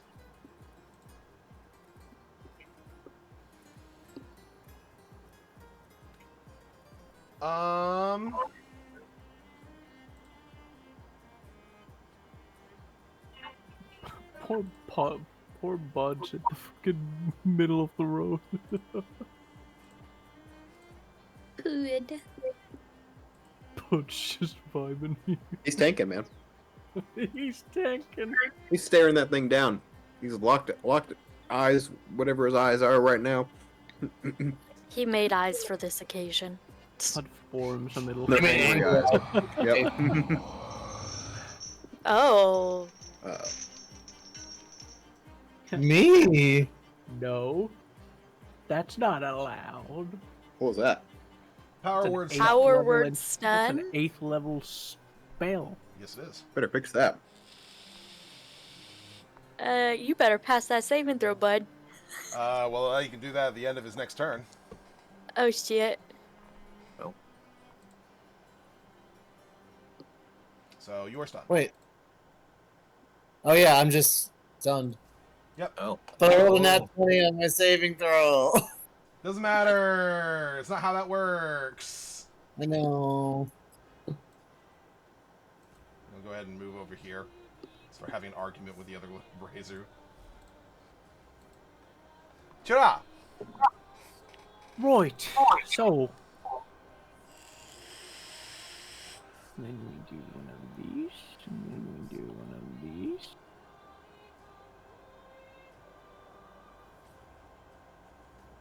Fourth level Scorching Ray on this guy.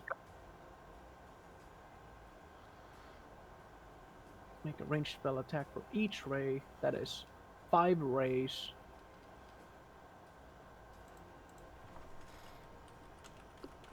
Let us see.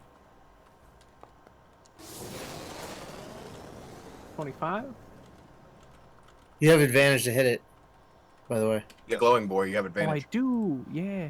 All right. This is still for the first one. Does it crit? It does not. 25 is better.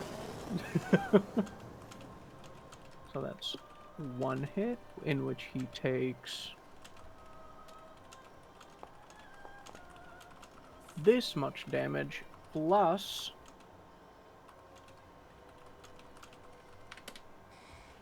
1d8 from enhanced bond. Unfortunate. But I still got 4 more rays to go. He's gonna be surprised that even hurt him at all, I think. Yeah, 19. Does that hit? Yeah. Awesome. It just burned a little before, That now make it is burn real bad. 6 damage. Then we go on the third ray. Now what? 19. That is 3 damage. And the fourth ray. 18. Yeah, that'll it. Normal. How many is this? 1, 2, 3, 4. Okay. So I still have 1 more. There's the crit. Yay. There you go. Yeah. All Just right. that little bit of a spark just caught up and made it way worse. So 2d6 plus 12. 14. In total, however many that makes. 22, 25, 31 damage. 31 fire damage. Yes. Unfortunately for you, my flames burn hotter than my companions. Then I suppose I'll have to devour you. Awesome. Some spicy. And then there's gonna be a little flame seed to hit. All right.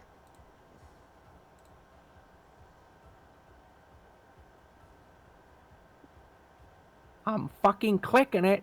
Alright, it's not working. R / R 20 plus 8 to hit. No, it did not. You just It rolled just- you didn't roll a dice. Yeah, it didn't roll the dice. So you got to roll the flame seed from the actual character sheet of the Wildfire Spirit.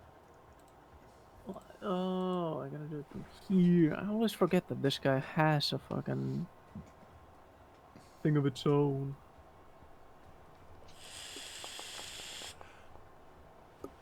$21.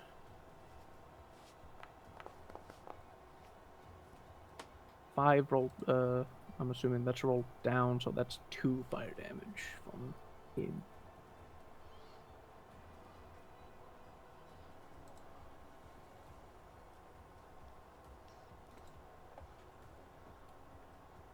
And then we're gonna run underneath the bush or the tree. And that's me. Alrighty. Oh yeah, this one is going to try and beat the shit out of Neff. Got advantage now.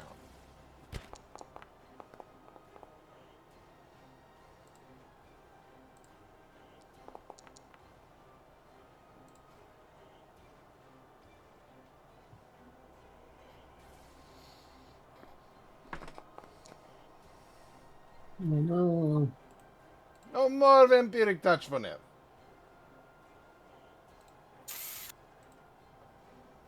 Shit. They're just teaming up on Neff.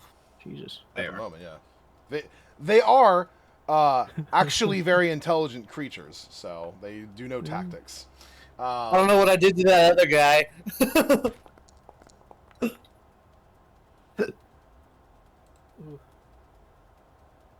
Alright, so that will also hit. Neff goes down. Ugh. Fuck, dude. Da. And then he takes an additional one. Is it 1d6 or 1d8 for the curse? For the bloated What do you mean? thing. The bloated agony. The bloated agony, it is. Let me It's just. like 1d8. Can you roll me a It's 1d8 all real the way- quick? Yes, I can. Slash roll 1d8. And I believe it's necrotic damage.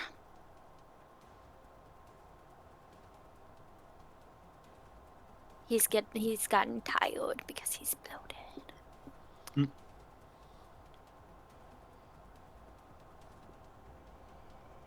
He had an Otherworld Olive Garden before he showed up, and that's the problem. Yeah. That's slowed him down ever since. It's All while those they had breadsticks. the it's while they have the all you can eat Mhm. pasta. Mm-hmm. Realizing that the more he attacks, the more he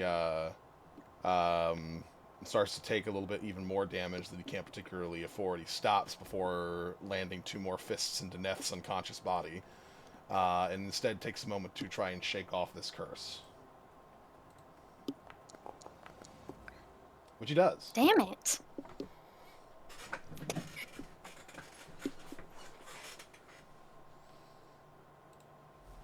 Naira. I don't like that he did that. Well, he did. Neth's down, so I don't get advantage anymore, right? Correct. Okay, I just want to make sure.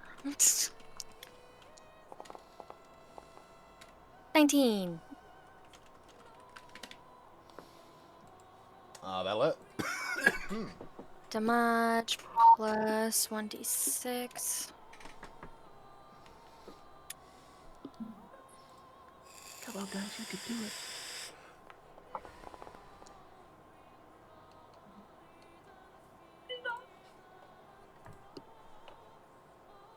$16 damage. Let's see. So 13 does that, and then 3, so I'll take 1 more.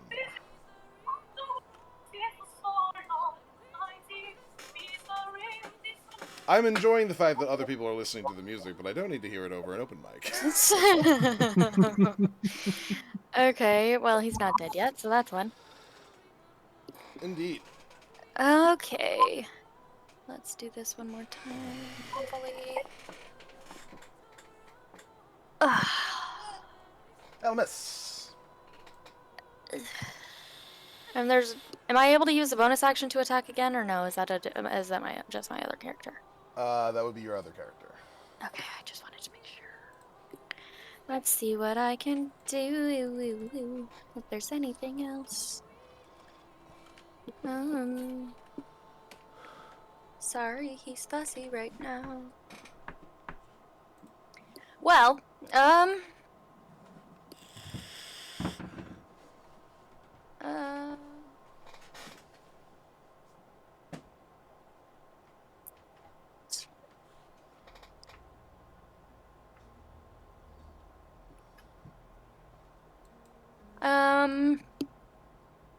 I guess I will.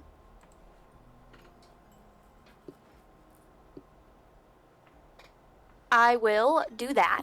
I will kind of fade into this like red smoke, and it'll go into like, it'll just like start to slowly dissipate, and I will move over here, and they can't do nothing about it.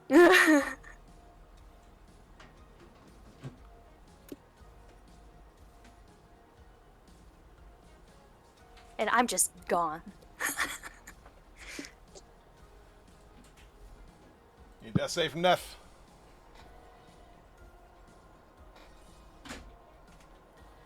One death save coming up.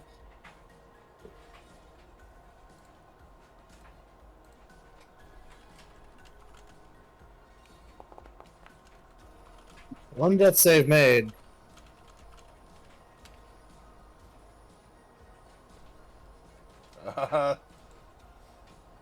I guess.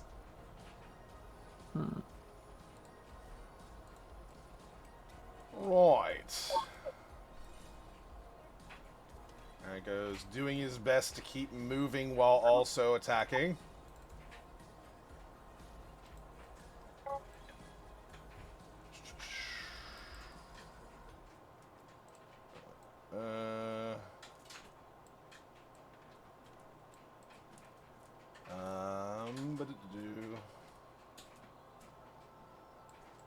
Man, he really loves somebody to give him advantage right now.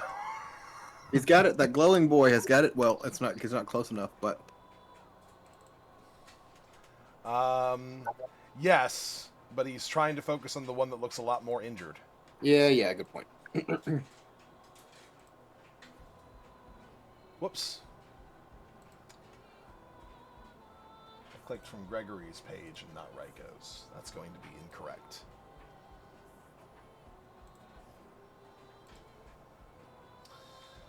So, we got 2 attacks from the katana. Ooh, a crit.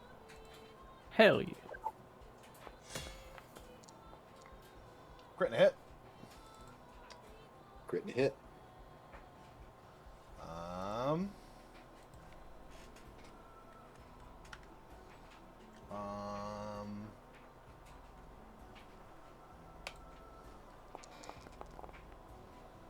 For 31 damage there, that will destroy that particular Glabrezu. Good. We'll move over here.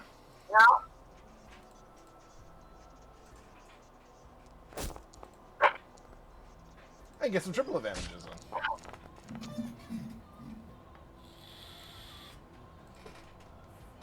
Triple advantage?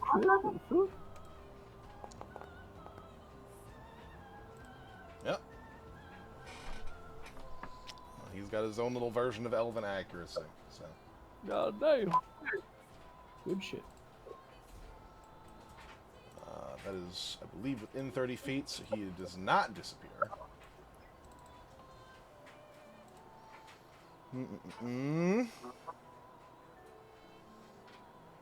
This Labrezu is not comfortable with all you fucks.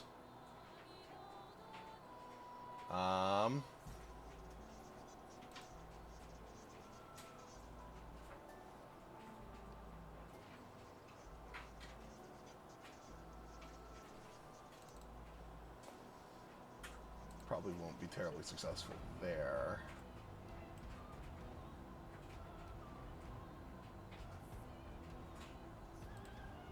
Seeing Raiko come in with Gregory and do all the stuff that he has been doing, he'd prefer just to wait to deal with that. So he is going to enforce... He's going to cast a spell on Raiko.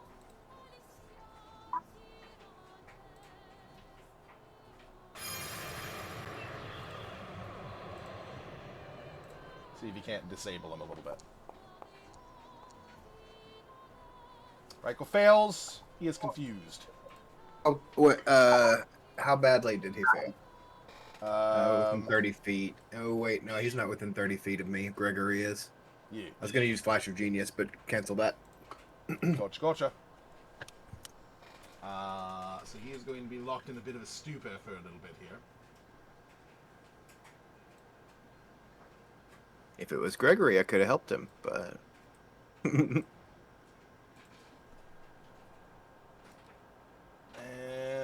we'll move over here. Closer to the asshole who can hurt him with fire. Speaking of, Right. Let's see. Well, since he clearly did not learn from the last time, we're gonna teleport again. you're just gonna make him so mad. Gonna teleport over here. And that's not the right. Well, no, it is the right one. Because dexterity saving throw DC 16.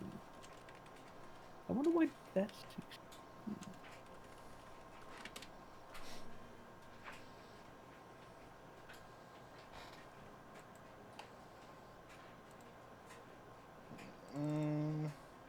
Wait, did that one go down? the one that was One holding you, did yeah. go down, yeah. Oh, I get 11 hit points back. Ooh.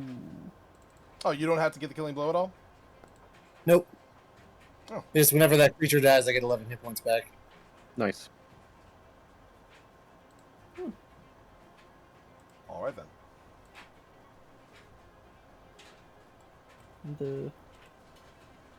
My little bird skull smears him with 4 fire damage. Yes, we whisk away as he's trying to catch up on us.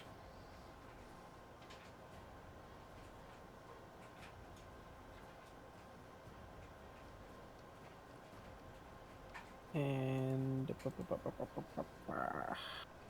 let's see.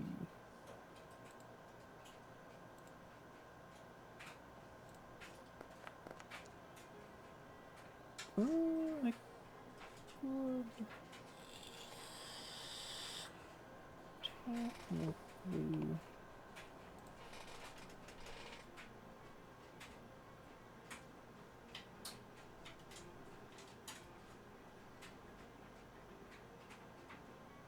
Okay. My spirit goes next to him, and I'm gonna cast Inflict Wound through it.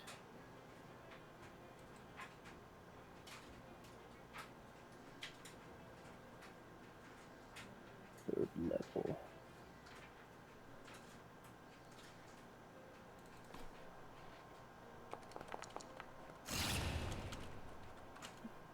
Well then. Pretty good. So that's a 3rd level inflict wounds, That's which gonna is hurt. Holy cow. 3, 4, 5d10. Oh, So that's plus 50 Yeah. on top of the rolls.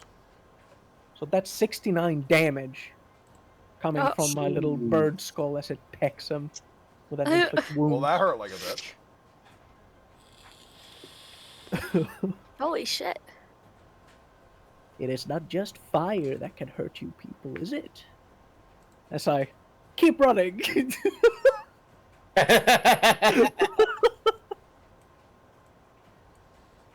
right. You get in there. Soup. So he's far enough, but he sees this transpire, and he looks at Pud, and he goes, "Now's your chance. While it's suffering from an attack." And Pud is going to roll up to Neth, and he's got a little bit of it's like a Cure Me coffee, but it's like a shot of espresso he's going to use real quick, and we're going In to a use. sippy cup. It's in a little sippy cup, and he's going to pour it down his little dark throat, and that is a Cure Wounds that he's going to get. There you go.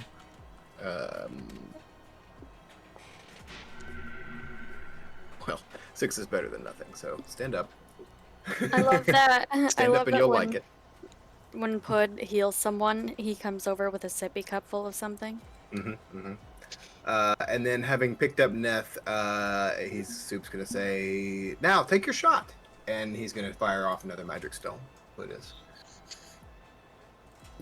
Is this the glowing one? Yes. Nice. Man, I set you up, Hood. I set you up. Fortunately, that will not finish things off here. All right. Well, at least I got Neth up. All right, that's me. Just to make sure, I am able to attack while in the ethereal plane, correct? You can only affect things that are in the ethereal plane, so no. I see. If I walk through him, can he feel it? I mean, I guess. Like in Ghosts, like it stinks. It stinks really bad whenever a ghost walks through him. You ever watch that show? Anybody? Let's talk about I want him to feel it. Yeah. You felt that? You felt me walk through him? You violated him.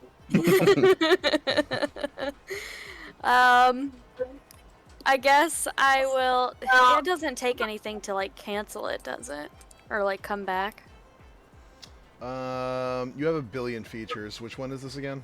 Ethereal walk. Or ethereal? Aether walk. Aether walk. I'm dyslexic. Billion. This feature lasts for 4 rounds. Does not say that you can just turn it off. I'm stuck in here for the next 3 rounds. Yeah. It's fine. I'll just walk around, guys. Keep We passing just through him see over and her over again. pass I'll just- through I'll just- somewhere like, I'll just tickle him. I'm sorry. Where the fuck did Naira go? You just see like little puffs of red smoke every now and again. I guess that's my turn. I can't believe she ditched us. Did you not see me turn into smoke? As I repeat, I can't believe she ditched us. I think that's her smelling like cheese. I do not smell like cheese. I smell like blood. Joke's on you. You can't defend yourself. We can't hear it. You guys, all you hear is a faint whisper like a ghost. It's almost like she's still here with us. Alright, so I'm gonna run up. And I'm going to attempt to stab him with my swords. Okay. Give him some special fat stabby time. Get that revenge. With 20? Yeah.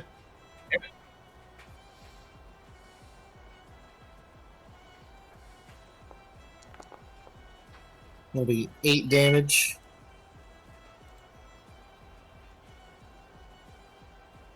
And this next one will be a booming blade. All right.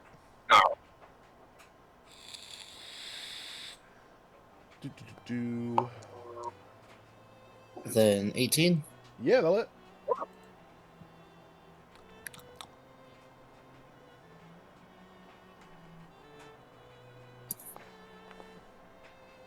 For 12 damage.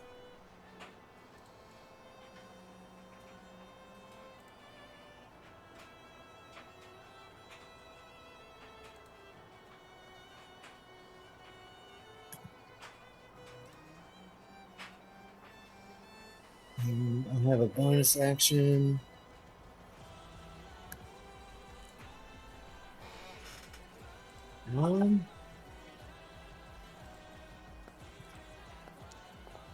That'll be it. Alright, no nat ones. Confusion still goes on Raiko. I'm curious what the fuck he rolls.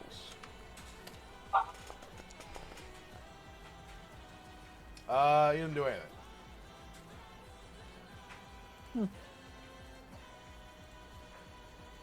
There with his mouth open.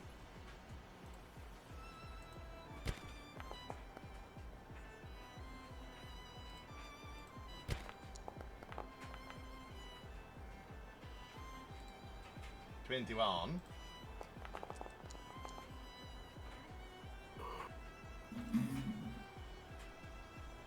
As you're grabbed once more, Neff. Oh god, not again. I only healed him to 6. So. Well, he healed 11 when the other guy died. Oh, right. I thought it was Raiko's turn. It was, but he's under confusion effects. Oh, damn it. Oh, well. He just stood there.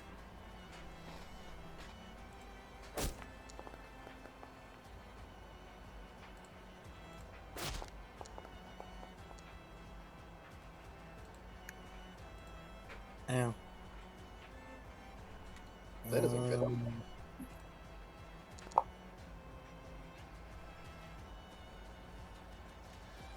So he kind of grabs Neff with one claw, rises him up in the air, and kind of tosses him in the air before one of his fists like rails Neff back down into the ground as he goes, "Stay down, you little shit!"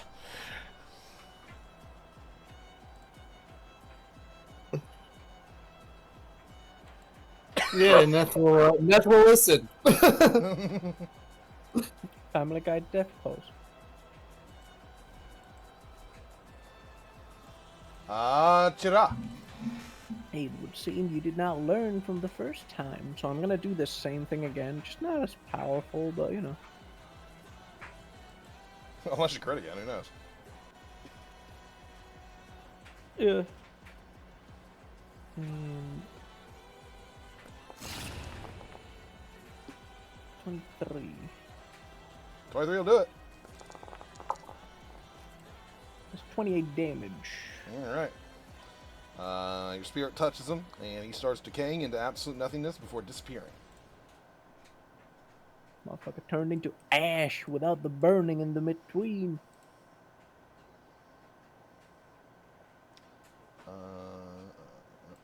So, since the combat is over, do I pop back into existence? After like 12 more seconds, yes. My little bird skull will also There you spare the dying.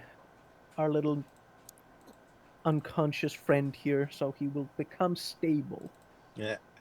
You'll see, like,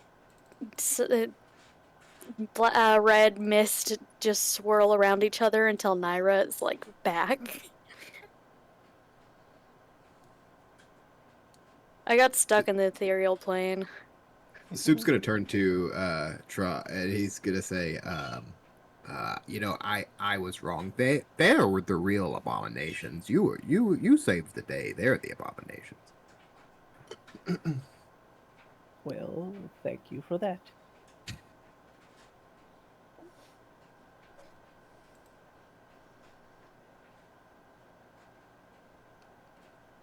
Who's the strongest? Who's carrying Neth back to the where we were? Were you not going to heal him? Oh, I spared the dying him, so he's stable. Okay. He's good. He's not gonna die. And even if I think he was gonna that's die, a Raiko and Gregory thing. Yeah, I think so. He's going to look at you and go, that is a mistake. We are physically weak now. But I am also very smart and very dexterous as a result, so it's fine. Awesome. He said it's fine, so he's gonna carry it. No, I'm not! Fuck you! Well, if you and Gregory both carry him, it should be fine. Yeah, I'm still Just to the quite cart. I'm still quite certain that Raiko is still the strongest of the party. Yeah. This is incorrect. Uh-huh. Stronger than Neff. Everybody else is as strong as I am, so you carry it back. I'm sorry, does Raiko have a -1 in strength? He's got a 12, which is the same as Yeah, Naira. And so- You need to tell me that Soup and Raiko are the same strength. Yeah, my 9 ain't gonna help here. I'm be honest. I'm super fast, and I'm getting really smart, and that is my focus right now. So my muscles are not keeping up. Raiko, miss- grab a leg. Your Whatever. muscles are not keeping up. Well, this is some great practice for that. In that case, Naira grabs like Neth's top hand. Somebody grab his legs. I'm gonna take my little bird skull and whisk it in the robe. I can't carry him myself. Somebody needs to grab his legs. I'm not that heavy. I'm like 120 pounds. Oh, It's not still too about you much for being- me. It's My not bag about is you kind of being heavy. It's about us being weak. The solution is just to get into the bag of holding. No one has to carry anyone. He still needs to breathe.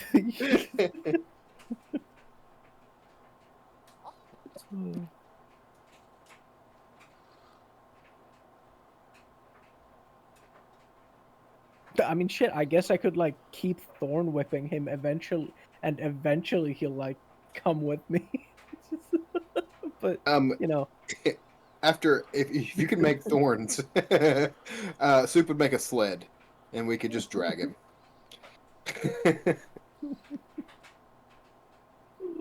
like a snow dog sled, you know. It's Yeah. not going to be comfortable, and it's going to bounce a lot. So hopefully you don't have any internal bleeding, but it's what it is. Yeah, it's hanging onto the back of the carriage. I mean, I'm sure I can just make a carriage with plant growth or something.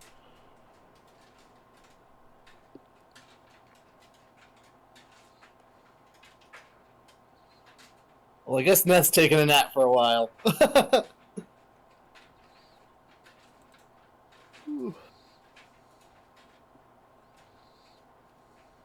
We have a carriage, right? We're not We have just a cart. walking. Yeah. Assuming no one stole it while we were gone. Correct. Hope not, because the little girl was in there. Well, she might have been the one that stole it. She needs it more than we do. That'd be funny. Oh. Oh.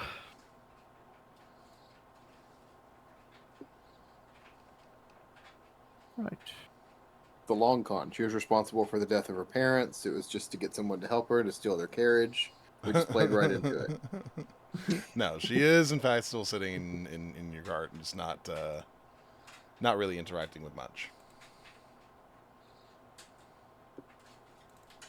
I'm sure I guess the I'll kid hop will back into the react cart. well to Neth's unconscious corpse just kind of plopped in the middle of the cart.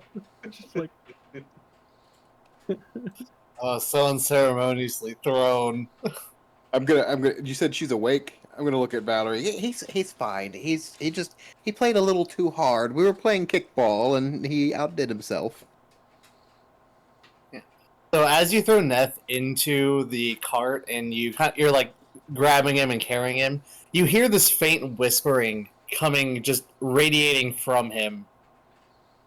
It's a bunch of overlapping voices, kind of talking in many different languages.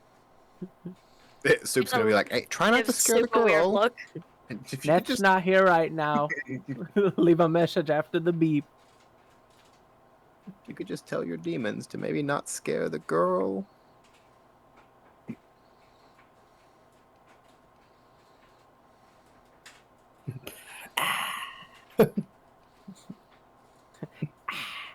Fine, I guess. Sassy as dude. Anyway.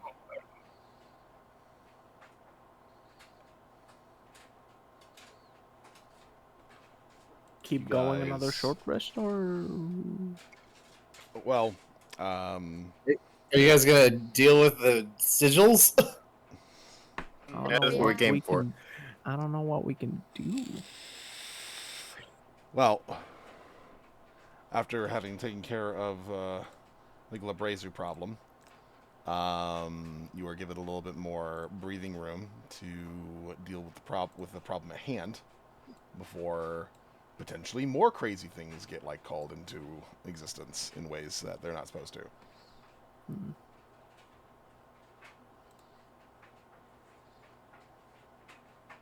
So do I know how to close it now?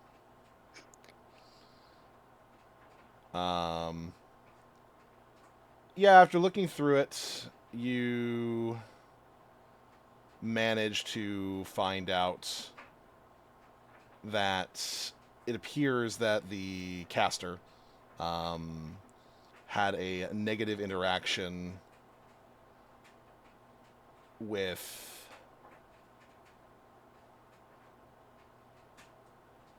some sort of residual magical effects in the area. It would not be unreasonable to presume that that particular reaction was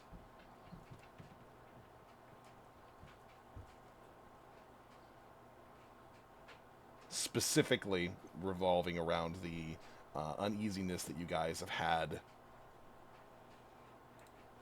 concerning Avalia.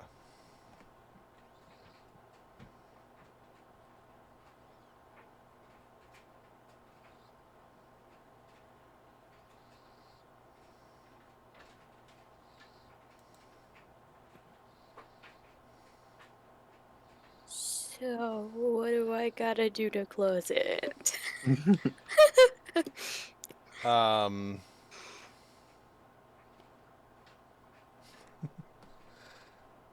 You find a way to use your blood rituals to calm the active magic that the mage was using at the time. Evidently, some sort of protection spell. The circle was meant to keep whoever was inside of this particular spot safe. And then that interacted with the sort of corrupting energies of what is over in Avalia. And it ended up changing the way that the spell works to instead be the inverse of a protection spell, which was a problem. Very much so. So you sanctify it and break up the circle itself, preventing it from causing any more issues.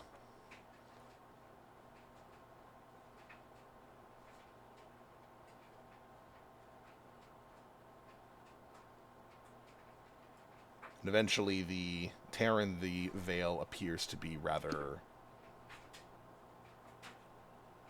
calmed as a result.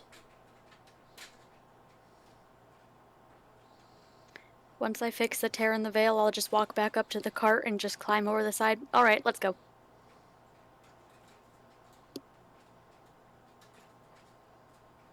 Sticking around with magic stuff, so yeah, I'm right behind you.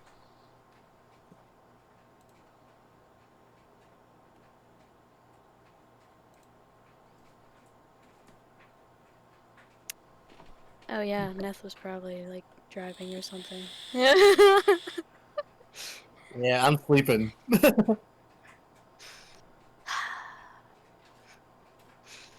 Freaking Naira's gonna bend over and like just open his mouth and pour a potion of healing down his throat. I could have just waited for the short rest, but you know. Who knows what's going to happen if we try to short rest? Yeah. No, I mean the journey continuing. Then she's gonna like kind of like pat his face, like give him a little slap. Welcome back. We gotta get going. He's gonna cough and kind of sputter a little bit and be like, "Oh, what happened?" I think a Did little we- coffee couldn't fix. Did we You got check this. the caravan? Did we close the rift or whatever? Yeah, I closed it. It's fine. Did you see if there was Roasted anything by two goat worth demons. using in the caravan? No, I didn't. I just closed the rift. Should we check it? See if we find anything that might help us? Go ahead. And she kind of like gestures her arm out. He stands up and you hear ribs cracking and you hear his bones kind of realigning themselves. He'll limp over to the cart. Start digging through it, see if there's anything useful in the caravan. To be fair, I feel like if Raiko wasn't confused, the first thing he would have done was to search for loot. He just wasn't here to say it. True. Look, somebody has Yeah. to.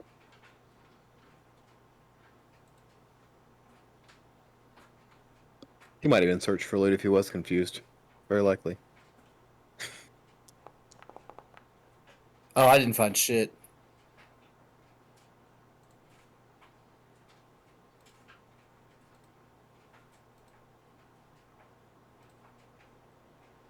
Unless somebody wants to come help me.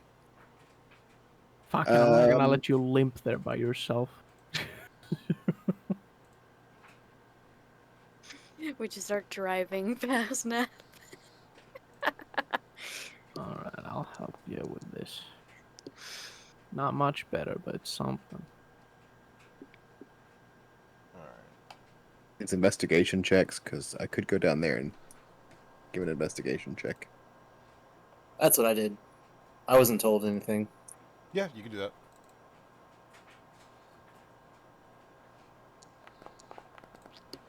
I am 22. Thank God for soup. trying to upload something. Oh no. You find a bigger demon. Fuck. You find a a mimic. baby. You find a baby demon. Like, fuck, now there's two of them from two different planes.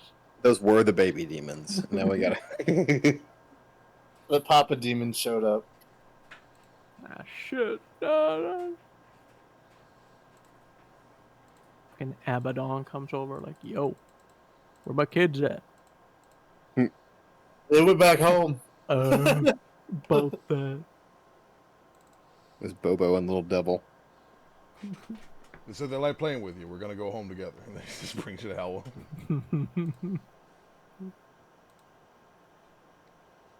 Why is this broken? I don't understand.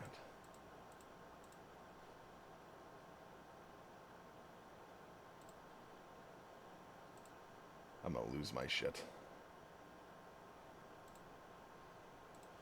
Is the fucking...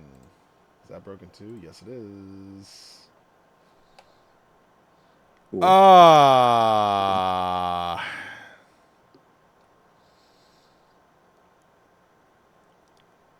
Everything is broken.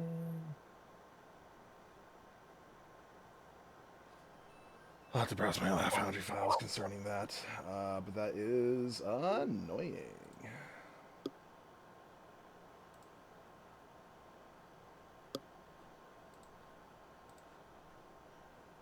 I'll have to go with this instead for now.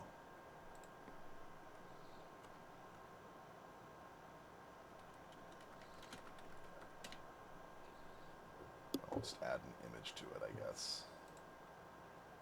Unless it doesn't work there either. In which case, I'm just going to be fucking annoyed.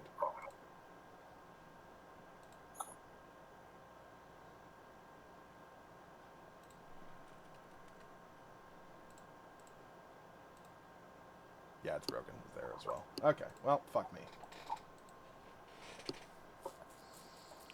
Never mind then! Oh. As far as what you were able to find amongst the caravan, not a lot, unfortunately, due to the damage that's been caused here. But in total, you do find about, scattered around the various different bodies, usable coinage, about 130 gold worth. So that's something. That is something.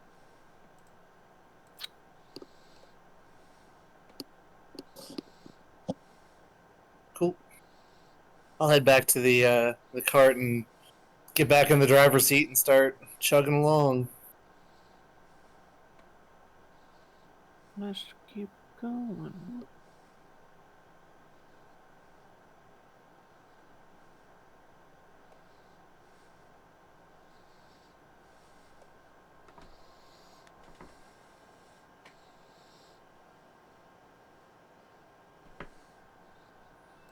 Neth will make a point to kind of like avoid the gaze of the little girl and like pull his scarf up a little higher so that you can't see like the bloodied, the scratches from the pincers and like the blood from all the punching.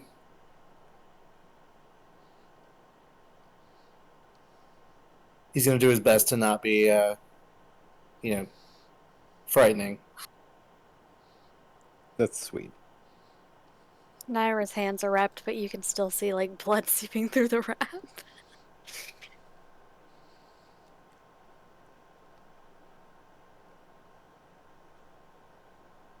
You guys eventually settle up and are able to traverse a little bit longer before the sun comes down. Completely. And you're able to get another short rest in.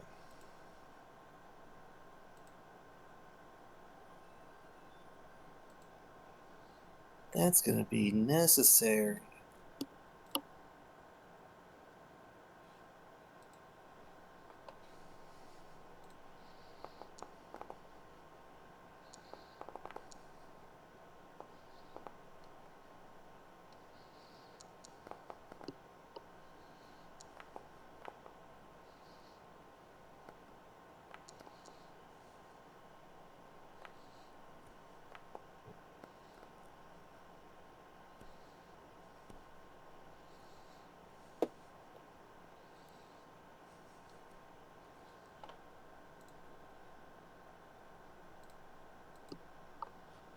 Over the course of the evening...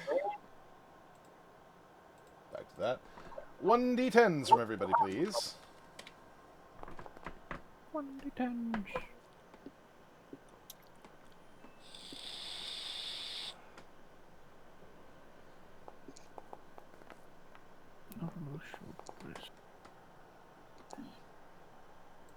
Five.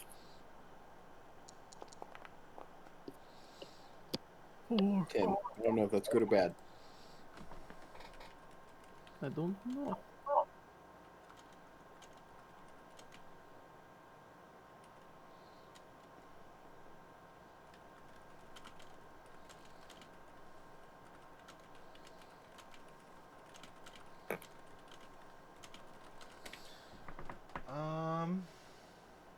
Okay, Naira. Oh no, what? Roll me a 1d4, that's what. Why me? You know what you did. What did I do? Don't worry about it. I'm worried about it. Oh, okay. Interesting. Lundi. I'm not gonna... I wouldn't worry. I wouldn't worry. I'm worried. Okay. Alright. Fine. Don't listen to God. Who cares? Okay, God. Okay, God. Well then.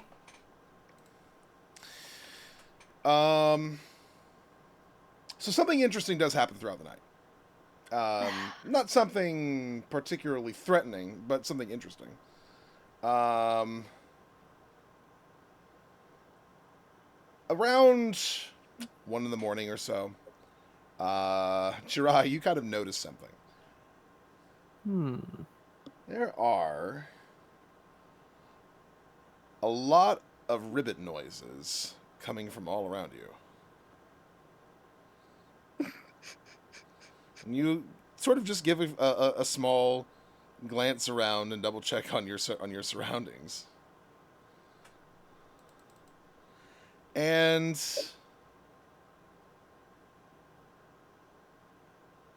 you're pretty sure there's like a couple hundred frogs that have made their way close to you guys. That's like a lot of frogs. That is a lot of frogs. I'm gonna use one of the charges from my Staff of Woodlands, and I'm gonna cast Speak with Animals. That is probably not wise, because as you do that, you hear these sort of like couple hundred frogs going, food, mating, food, mating, ooh, at my territory, no, mine. It is just this chorus of them, like, arguing with each other, or like coming by and being like, I'm here for this. It's just, Mhm. it's just a lot of that. I'm just gonna telepathy, obviously. Greetings, friends. What has brought all of you to such a small location? Lake gone, lake gone, lake gone, lake gone, lake gone. Oh no. Lake gone? Water gone, dried up, water gone, no more drought, no more water. Moist Where out did the here. water? Where did the water go? Don't know, dried up, overnight, easy. Overnight. Overnight. Going towards the swamp, further south, further south. Swamp further down the south? What it sounds like. No, wait, I can't speak animal. You tell me. No, what you guys see is just me constantly like looking around and my antennas just kind of like going wild as I'm conversing with the frogs. Food, food, food, food. Hmm. Well then.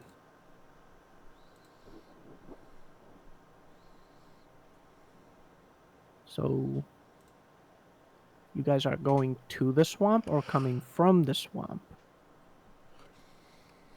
To the swamp. To the swamp, To the to the swamp, to the swamp, to.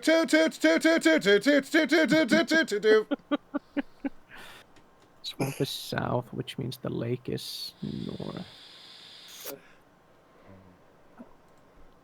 Well, I'm gonna turn around and I'm gonna see. Is it nighttime already? Yeah, Yes, it's like 1 1 a.m. It's like 1 a.m. right now. Yeah. Yeah, so I'm gonna see if anyone is awake. Who is on second shift again? Did you say? Beth is on second Neth. shift. So Neth, you're just looking around at all these frogs. Yeah, Shiraz just kind of like turns around and just like. So the frogs tell me that the lake has dried up overnight. They are all on their way to the swamp now. Swamp is to the south, and I'm assuming the lake is to the north then. You see, Neth started with his hands like on his weapons, and then he saw it was a bunch of frogs, and he is really confused. He's like, Well, "Well, let me make sure. Which way is the lake? North, north, north, north, north, north, north, north, north, north.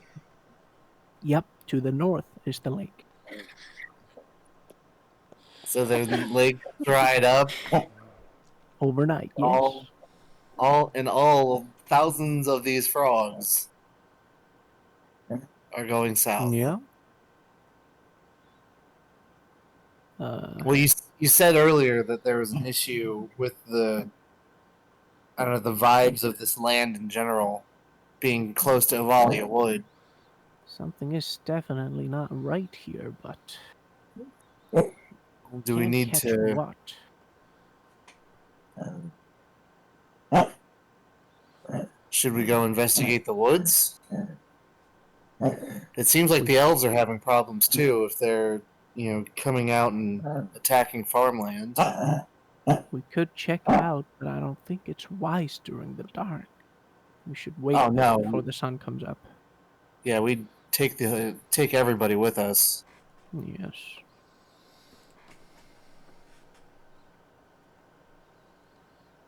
But I do think we should check it out, as you said.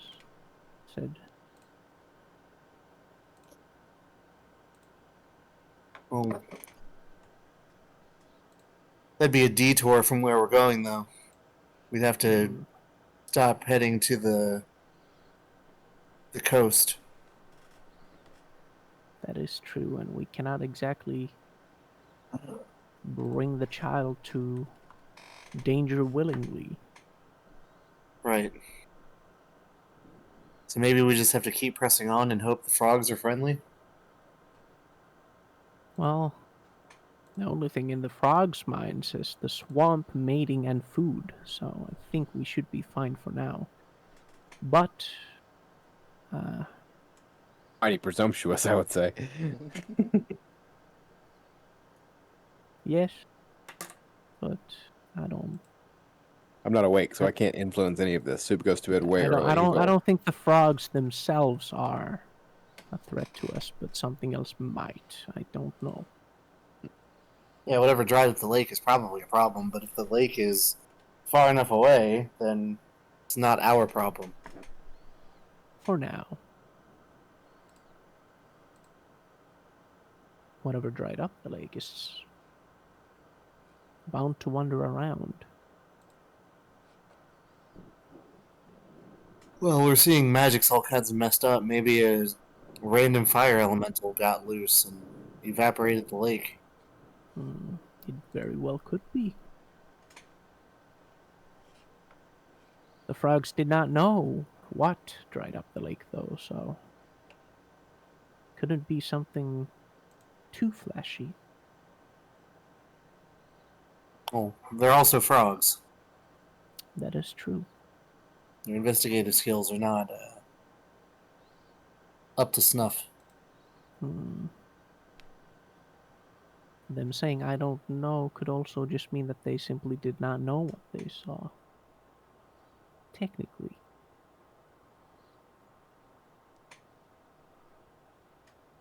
Either way, we should be careful.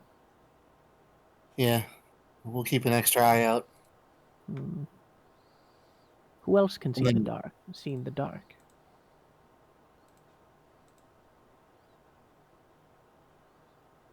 Oh, I think Raiko can. He'll be Wake able up to the see bird. I can, Maybe but the next- I'm asleep. Yeah. In that You case, see wake up the Henrietta bird. just shoving pages into Raiko's mouth. It's not how it works. No, but it's funny. Henrietta is reading while drinking a ghostly cup of tea. Wake up the bird. We need an extra pair of eyes to see in the dark. Just in case. Alright, I will wake up the bird. You wake up the bird. Let me double check something. As his, in his signature style of face down, ass up, I'm gonna come and kind of nudge him over so that he falls into the fetal position. He just makes that noise. Raiko, we need an extra set of eyes. Raiko, there's 100 frogs here. Raiko, they're taking your valuables. No, the fuck they're not. There we go. Good move. Good move. Right. What do you want? Just An hope extra us keep set of an eye eyes. out. Something might be around. Like close Other by? than the frogs. Other than the frogs. Possibly. It is Yeah. dark. We can only see so far. I'm not sure how far frogs like to travel or how fast they travel, so a group this size, it's probably semi nearby.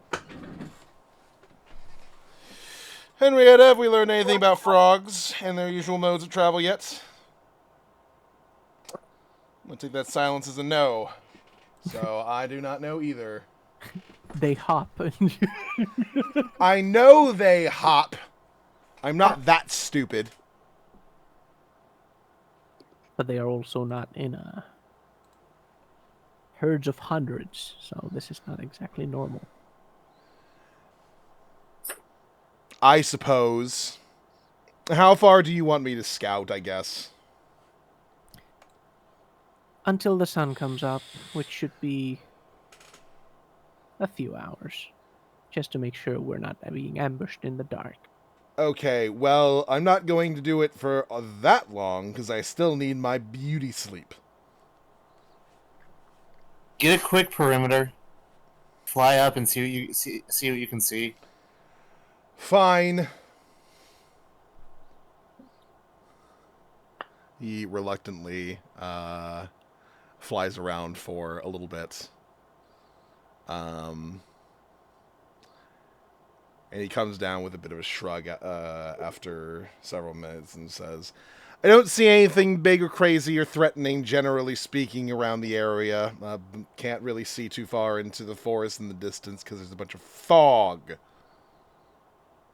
A bunch of fog, eh? Yeah.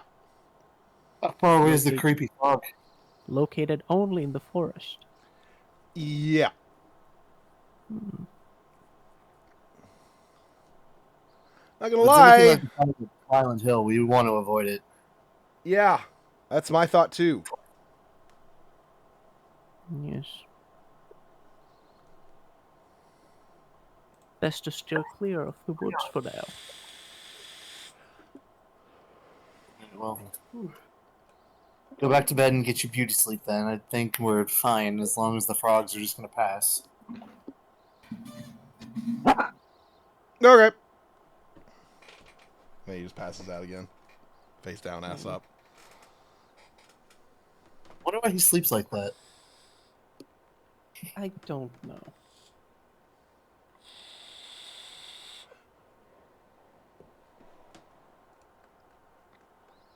I don't really understand sleep either way, so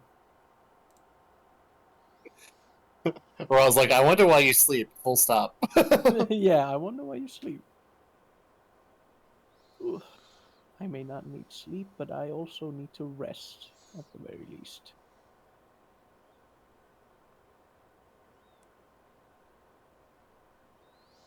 It's kind of the same, except we meditate.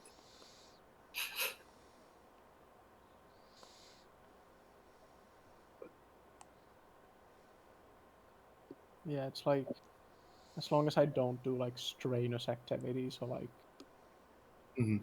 I could just like sit around or like just take a walk or around the perimeter or something. Right. It's not fucking me over. Methinks. But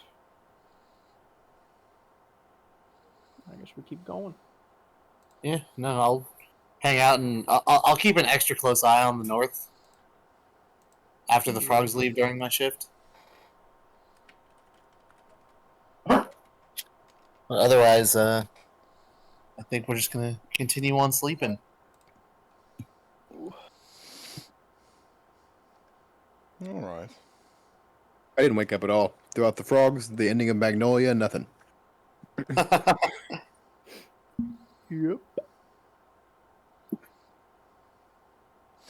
Um.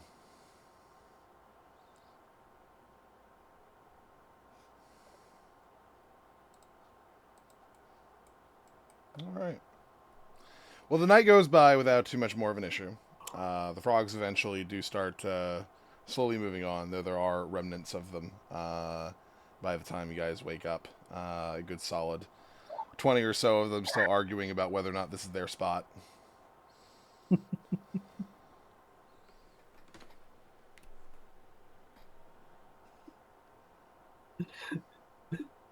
That's gonna wake up. Man, these damn frogs are still here. Yep, they have multiples of them have claimed this to be their spot, so they're fighting over it.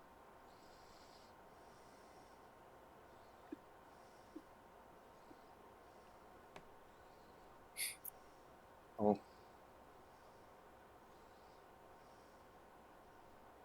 I'm gonna double check the cart and make sure there's no frogs on the cart. There's about like a dozen frogs in the cart. God damn it! Come on, chew. And I'm kind of like scooting him out of the cart. Go away.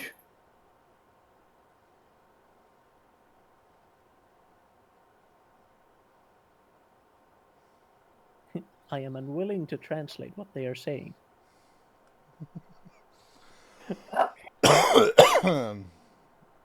Talking Foul shit, little language. green man. Foul language from the croakers.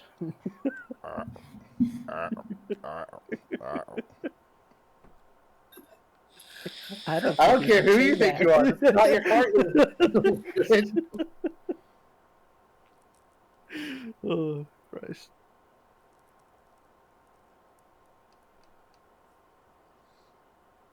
So, we keep going, or Seems like Yeah.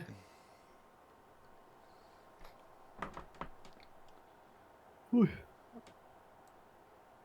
Trying to convince all the frogs to get out of the cart, and obviously I'm not doing a good job. We're fighting. You're not speaking your frog good enough. That's the problem. All right.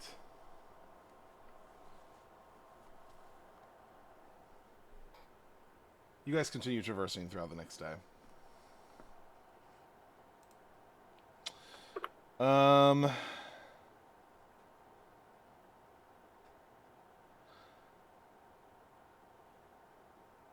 I need one person to roll me a 1d6.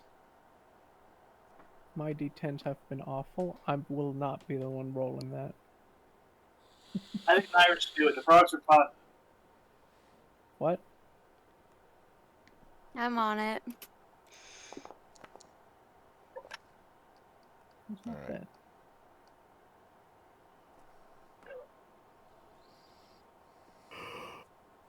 Oh, I accidentally rolled a d6. That Yeah, is yeah, what I yeah. asked you to That is roll. what. Yeah. Oh, solid. Never mind. So you failed successfully. Love it. As you guys are making your way through here, there is a gentleman who is manning what appears to be a very small barricade on the road. A fellow in what appears to be plate armor. He approaches all of you and gives a hold of his hand. Hail, travelers! Greetings. I am Sir Danic, Imperial Way Warden. There is a toll required in order to pass on this particular road. I would like to do an insight check. Good call. Am I awake yet? I would guidance that insight check. Yeah, we're on the road. How big is your insight? Oh, it's not. Somebody else should also do this. Is anyone proficient in Oh, insight? 22. Okay, never mind. All right. The rolls were with you today.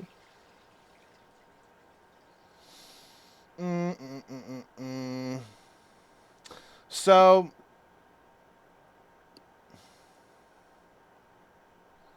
I mean, I don't really know how to explain. He's not lying about there being a toll.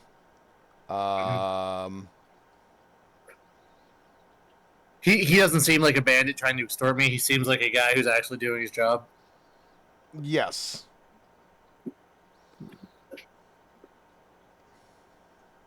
What's the toll? Strange activities have been, unfortunately, traversing this entire area, and so more security, patrols, whatnot, are being called for. Anybody who wants to move through has to pay a toll that is respective and relevant to whatever it is that they carry. You appear to be an adventuring sort. The frogs did tell me that the lake dried up overnight.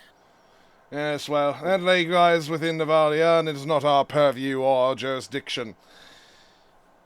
No, but whatever dried it might come this way. We'll definitely have to keep an eye out for whatever would do that. Yes, very well. So, since all of you are adventurers, and I'm counting, let's see, 1, 2, 3, 4, 5 of you from the looks of things, plus one child. Yeah, the child doesn't count. Yes, the child will not be charged an adventuring fee in any way, but the rest of you will. It will require a charge of 20 gold per head for a total of 100 gold. 20 gold? That's more than most people make in a lifetime. Yes, well, as the kingdom, the empire has noticed over the course of the entirety of its existence, adventurers tend to be incredibly flush with money. I'm gonna tap Neth. Sounds I like like extortion. tap Neth and hope that like he doesn't see. I'm just gonna like run my thumb across my neck. Consider it a marginal progressive tax rate. Adventurers tend to be the richest people in all the land outside of nobility and actual kings and queens and whatnot. So, you end up paying more than the average. Literally highway robbery. No, please. It's just a matter of making sure that all of our patrols are well stocked. The average peasant can maybe afford a silver piece in terms of a toll. That's not going to feed a single patrolman for more than a day.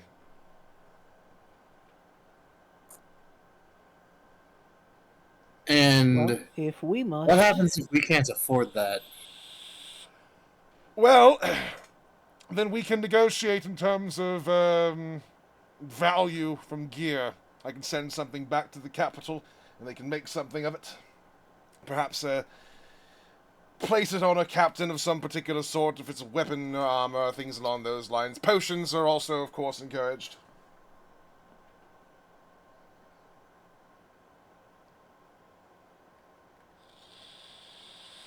All right, I'm gonna turn around to the party. What do you guys think? I think it's a coincidence that we just all got 20 gold a person just in this carriage adventure. You could just give him the sack. The very bloody sack. Naira just kind of put, just so like Neth could see, she puts her hand on her rapier and just kind of looks at him. Oh, for crying out loud! And Chora just kind of grabs 100 gold and just puts it on whatever he has. Very good. It takes a moment What? to count it. You can't let him rob us like that, Chora. Taxation is Listen. not theft, madam. I wasn't talking to you. Yes, but I Taxation, heard however, you. left. Everyone is represented by the Emperor.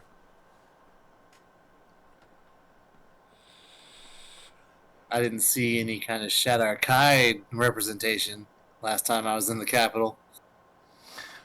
Well, if you exist within the Empire, then the Emperor's will is your will. So, ipso facto, representation. Unless, of course, you think representation can only be done through race. Racist. What race is this guy? He's a human. Not racist. It sounds like you are. Now, carry on. The toll has been paid. Demanding some sort of shall keep quota for our nobility to be of Shadar Kai descent before you feel yourself satisfied. I just think there's a lot of nuance with representation. I don't think you need to be nobility. Maybe a vote. I didn't vote for the Emperor, is all I'm saying. Fair. This is I didn't notion vote of either, voting in an and empire. I'm human. Absolute nonsense. Emperors are not voted on. They're chosen by the gods. God's my ass. Well, what if I was chosen by a god? We chose our Then you would be leader the through Emperor, combat. wouldn't you? This guy's pissing me off, guys. Your toll is paid. You may pass. You don't have to continue conversing with me. Very well. As I'm like, yep, we're How done. many more toll? How many more tolls are there? One if you're going all the way to Geneva. Fucking hell, guys. We're not. Are we? We're Going not to going to Geneva. We're going to grow hair, right? I still Yeah. think this guy's pissing me off. Yeah. Well, Well, he can piss you off fortunately, 100 miles you- back that way. You're gonna have to be mad. And I'm gonna kick the cart in the gear.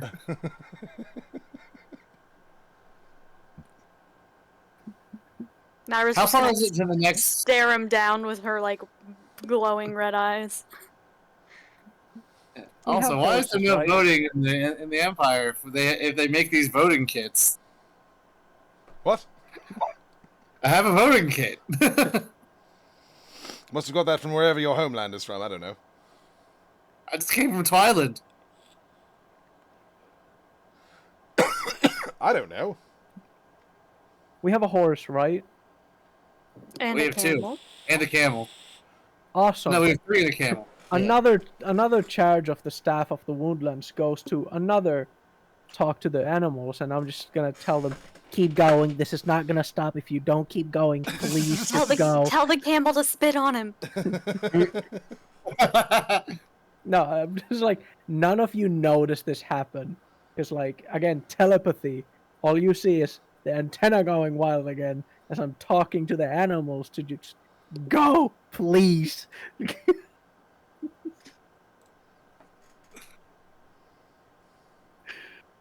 Oh. All right. How does Neth react to the animals just fucking booking it?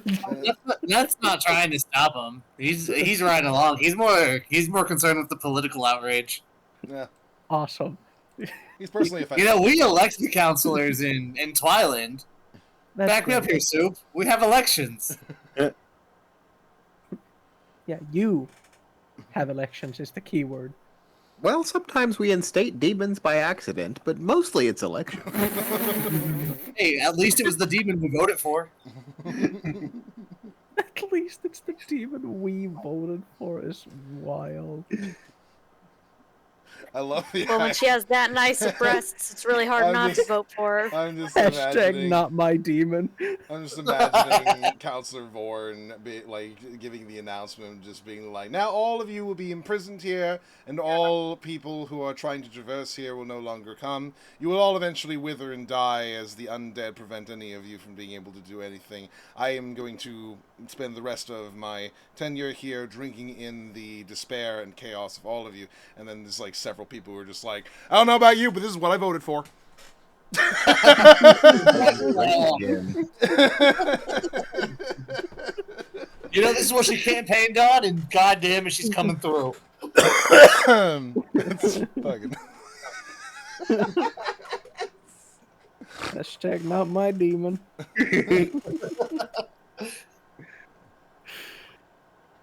Toll has been paid. Silence, please. No more politics.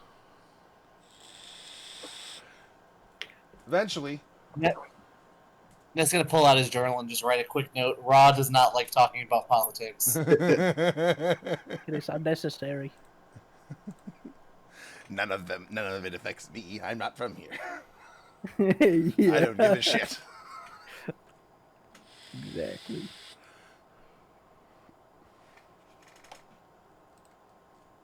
Do any of you know how to play chess? Neth might. Hold on. Awesome. Jiraiya's gonna pull out a chess set as he's gonna start playing, if to pass the time. Valerie, do you know how to play chess? Yeah. Would you like to? Okay. I am Oh, bored. just a quick question. What is your favorite color? Black. Black? Oh, I mean, like, in general, not in the game. No, black. oh. Very well. Was it always black? Mm-hmm. Okay. I like when it's Jiraiya dark. turns the chessboard so she can play with the black pieces, and Jiraiya is also gonna turn black. I've got chameleon carapace. Draws a black face. You know what?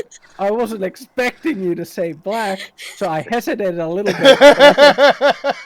But I you was were like, no, nope. I'm gonna do this. I'm full sending it. I dedicated myself to this. It's happening. This was the idea. He chose the color, not I. Ah. Oh no. Luckily, there is no sort of offense that is taken by anybody in this particular world by an insectoid creature changing their color to black.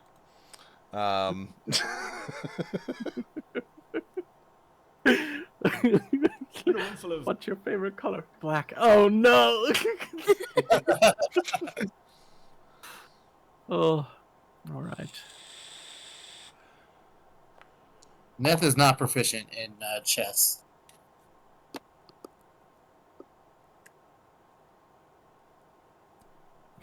Chira is very proficient in chess. Well, I need to know who wins. All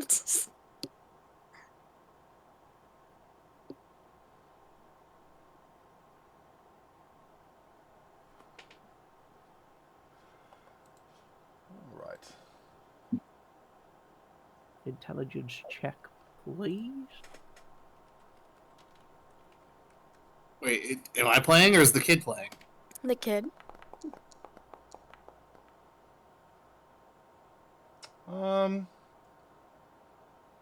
You could tell that she's fairly proficient, but she is a child, so you do end up over time beating her, but not with the usual sort of like newbie killers that one might do.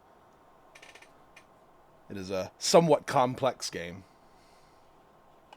You know what? You're better than most players I've played against.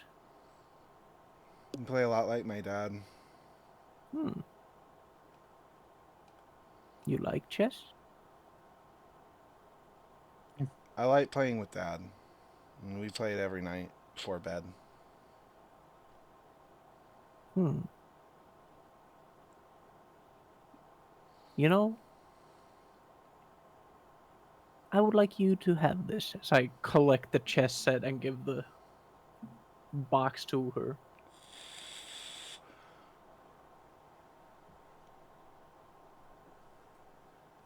She looks at you somewhat confused.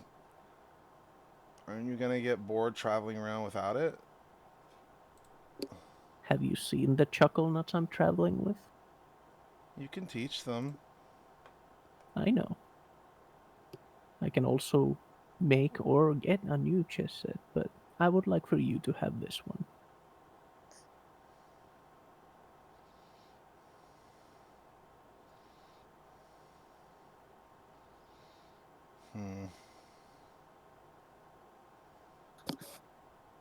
Okay. Good child. As the little carapace, 3-clawed hand very gently pats her on the head and goes back to look around.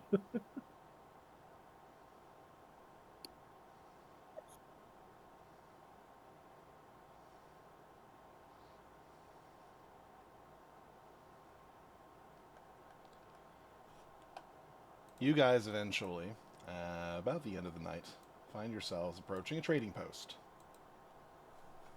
It's not exactly a village of sorts. It's surrounded on all sides by walls, but it does have a couple of accommodations for travelers of various different sorts at a crossroad.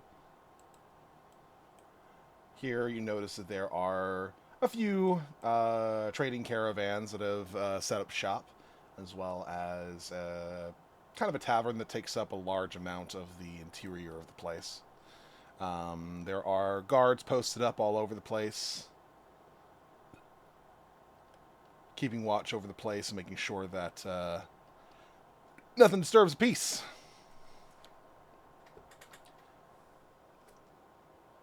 You guys are let in after they see your approach.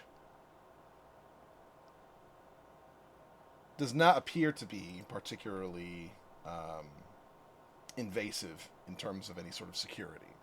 They just kind of let you in. Like one person asks, kind of like one guard is just like, purpose for being here? You gonna be staying long? No, we're just passing through. We're staying for the evening to rest and traveling in the morning. Right. Well, sounds good. As far as the inn's concerned, you'll find rooms there. Not a lot, unfortunately, so you might have to double up a bit. But fairly affordable. It's just 5 silver pieces a night per person, so just be prepared for that. Is there somebody that can watch a child? Don't exactly have an orphanage here.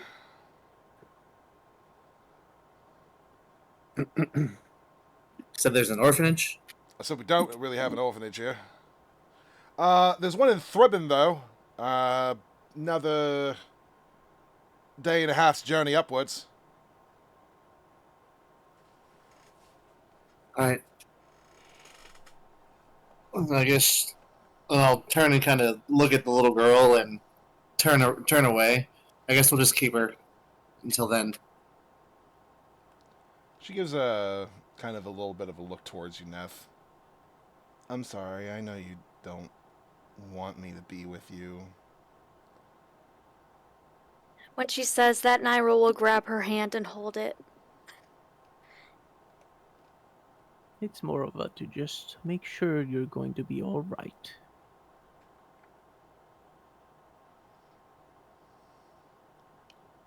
Sorry, my dogs are fighting. I guess I don't know.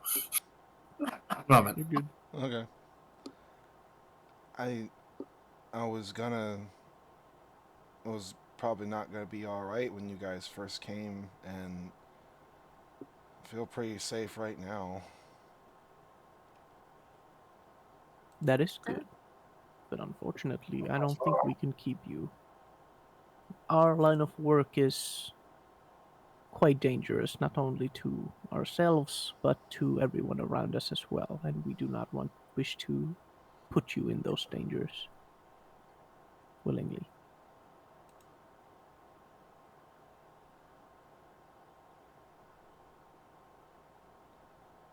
Okay.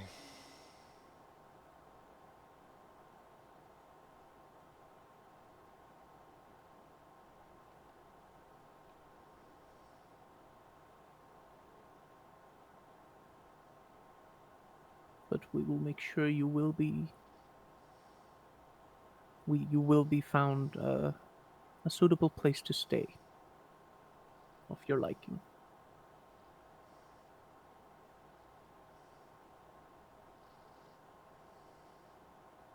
Do you know how many days it takes to travel to your family's house from your farm? I'm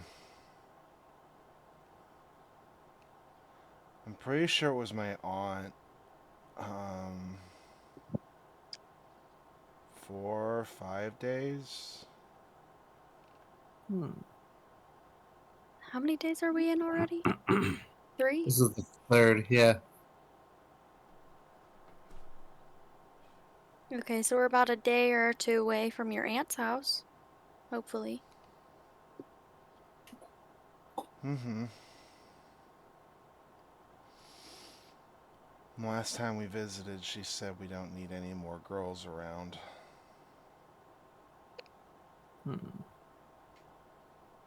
Well, we'll talk to her.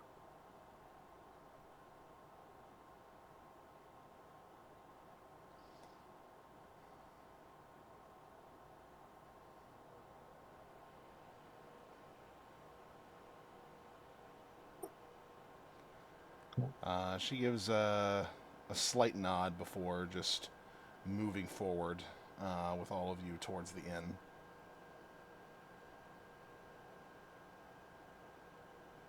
I'll go get our rooms ready if you guys want to grab food or something. Yeah, we can see what passes for a kitchen here. Is the bar the only place to eat? I mean, I can make good berries, and Soup is a certified chef, so.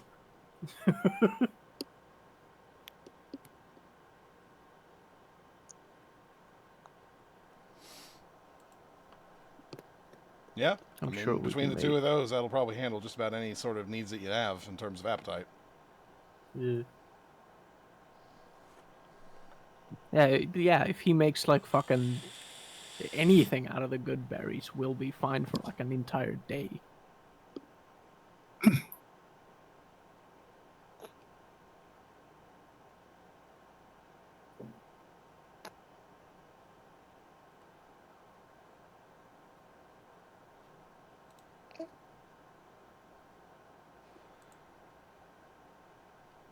You guys bat down for the evening.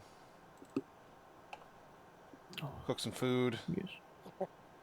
Get some good rest in. Some of that good rest. Oh,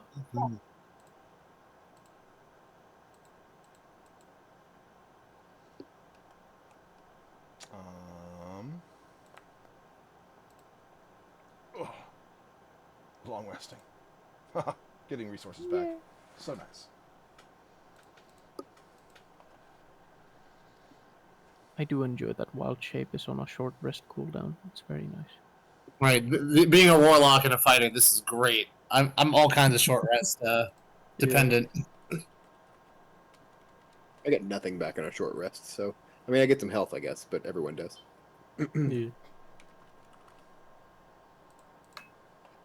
I mean, I don't think I get any more charges of wild shape other than 2, so thank God it's on a short rest.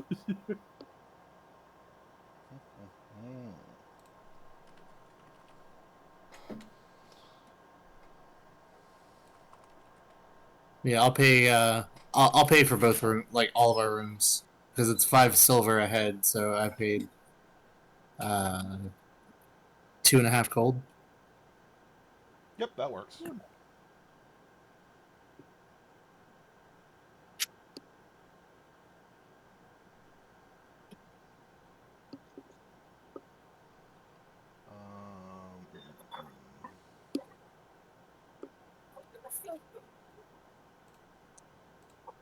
Mm. Yeah, that's correct. All right. You guys have yourself a refreshing rest, refreshing food, refreshing drink, and are much better able to take on the coming days.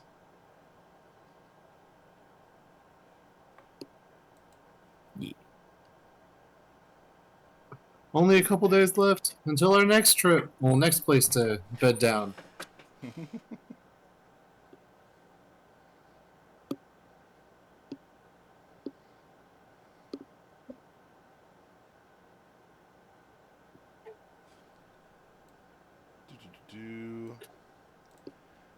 You guys traverse.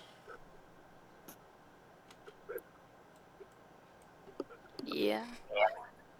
Making your way forward along the road past the little trade hub. I require another D6 from one person. I got it this time. Motherfuckers. Naira roll only cost us 100 gold. Yeah, shit, but Jack's also back. 100 frogs. I got 2. Guys, Jack's back. Holy shit.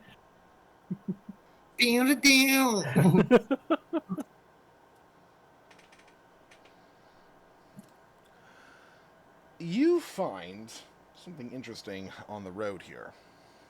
Oh. There's a circle of moss-covered monoliths that are a little ways away down from the road. Not entirely certain what they are, and for most people, they would probably be just a minor, pleasant thing to look at that's not just the usual endless waves of plains and whatnot. But Shra, they resonate with some heavy druidic energy. Stop for a second, if you would. Okay, we don't exactly have time for sightseeing. Just give me a second. Something's coming off this place. As I'm gonna get a bit closer.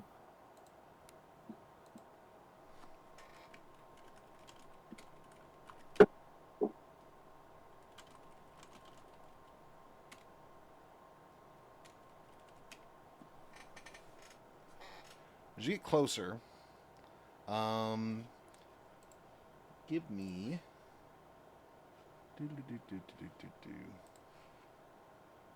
Or have you up? Give me a nature check.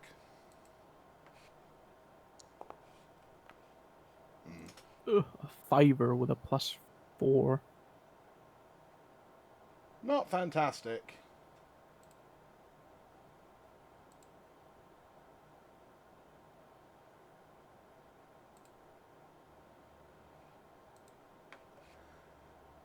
You look at them and you're fairly certain that they are somewhat significant, though you can't really tell how.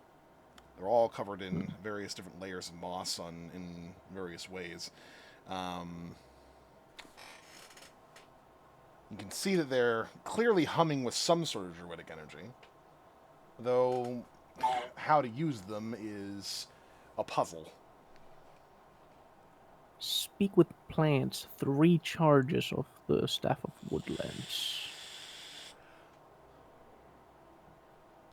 All right. Oh, so that's 10, 9, 8, 7. 7 charges left.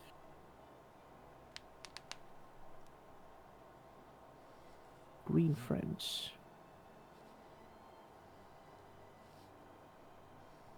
What is this place?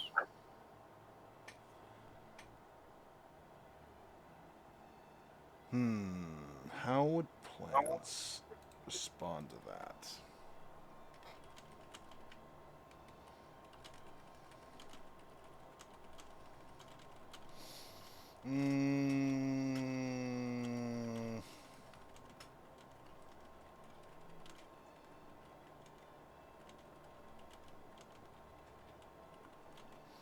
Because plants, this is always the issue with like speaking with animals, speaking with plants. Like everything is so alien in how it like perceives things. So how would it? Hmm.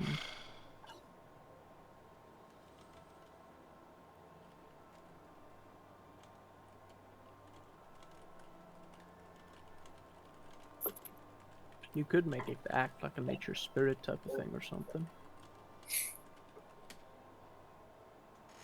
Make it easier for you. No, because then that goes against the spirit of the spell. Hmm.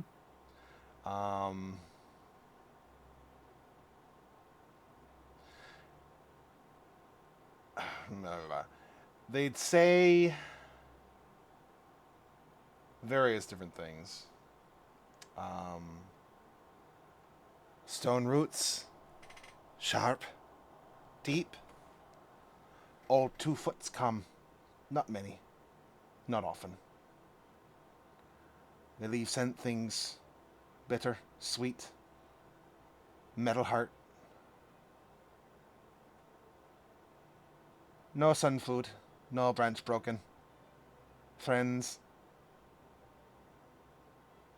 They speak to the sky, the ash breath, then sleep. Below, the earth is hollow, cold bone root, whispers in the wet. Place is not ours. Place is borrowed.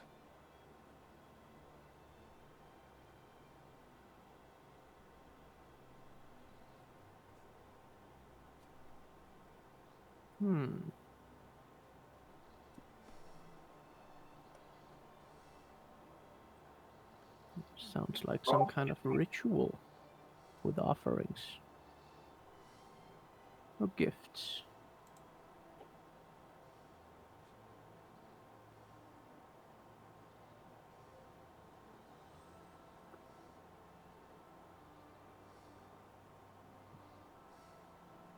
Can I try to walk in the circle?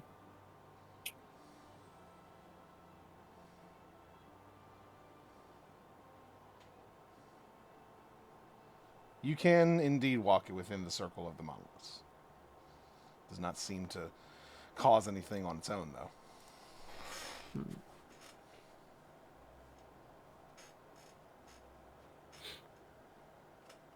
You said they bring something sweet, sour. Bitter, sweet. Bitter, sweet. Fruits, mayhaps?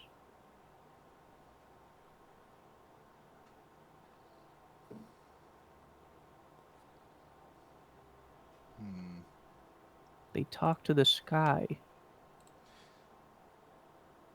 you could translate what the plants are saying to some of your friends, they might have the ability to piece together some stuff a little bit more.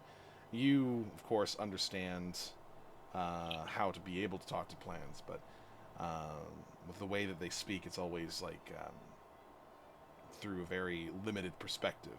And Yeah. while you might understand the literal words that they're saying, it doesn't necessarily give you the full breadth of what they mean, which makes it a little bit difficult. That being Yeah. said, you do have some fairly intelligent friends, whether you choose to believe that or not. No, I know they are. I was going to eventually go back to them to ask them for advice. Because there's something about that. And there's other people that have dealt with it. So I would definitely excuse myself for just a moment from the mass and then go to my friends if they have anything to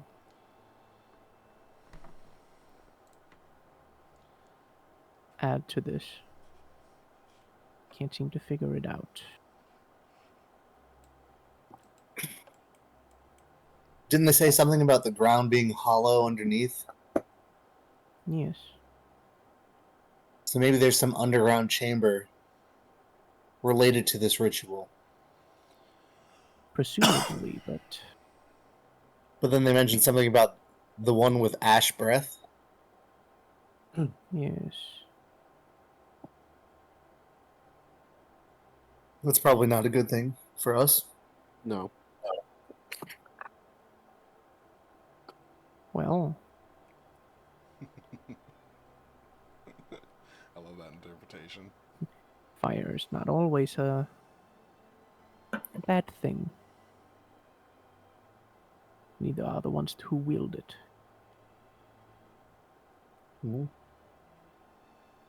We could look around and see if we can find a way into this underground chamber.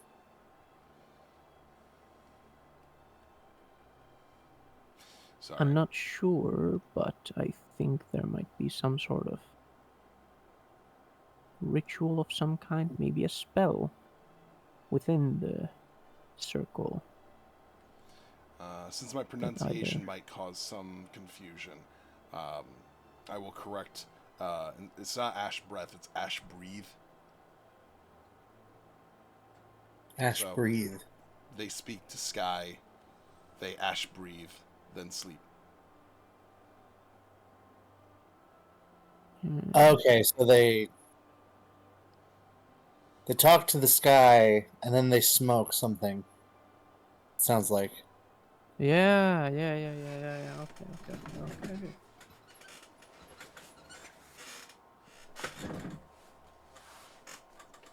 What is it? Well, you're the druid.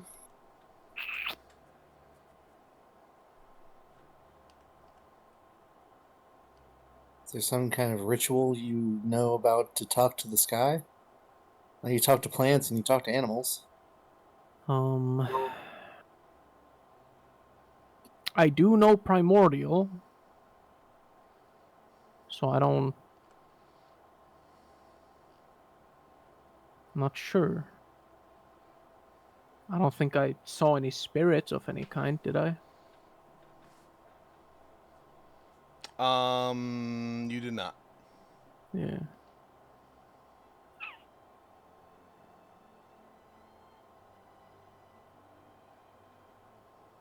Well, did you see any kind of smoking apparatuses?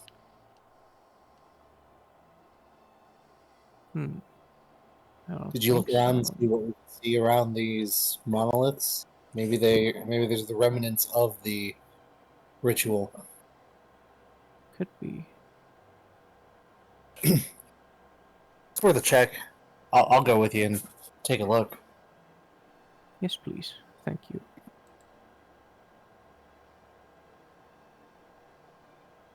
I will go. We're gonna go in there and take a look around the place.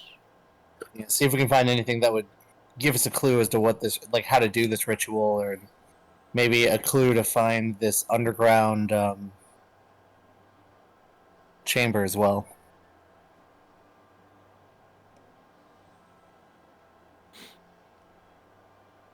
Ra, what's your investigation? My investigation is not good. Are you not Plus proficient? 1, and I'm not Yeah. proficient. Well, so then I'll just roll. God damn it, 12. Damn.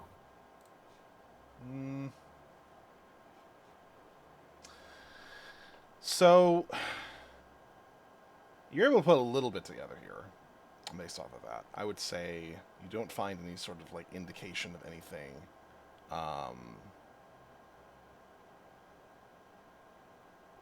that they leave behind whoever they're talking about.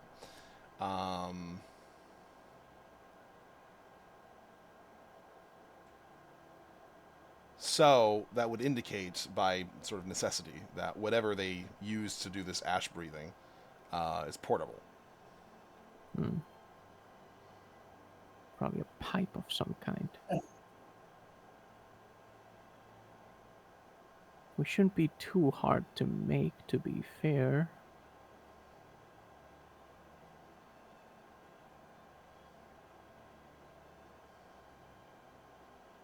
But then there's the question of what they were smoking.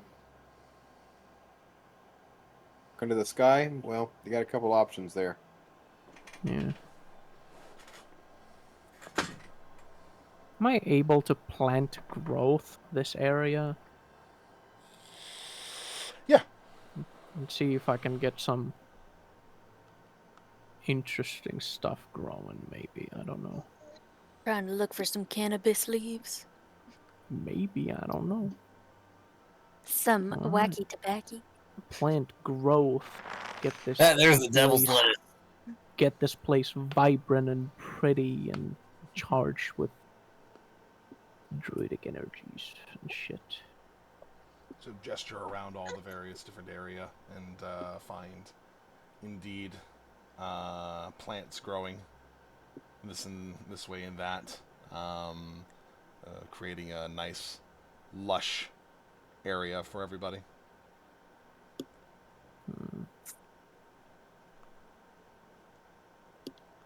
Any of the plants stand out or anything?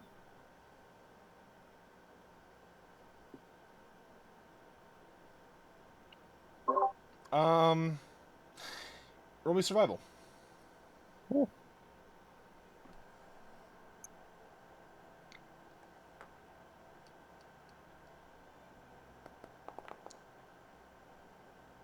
$20.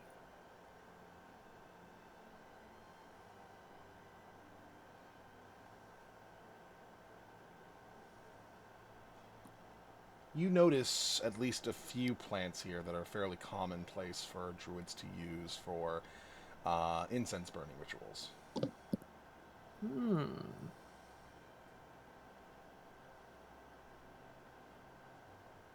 Alright. I would definitely like to pick those.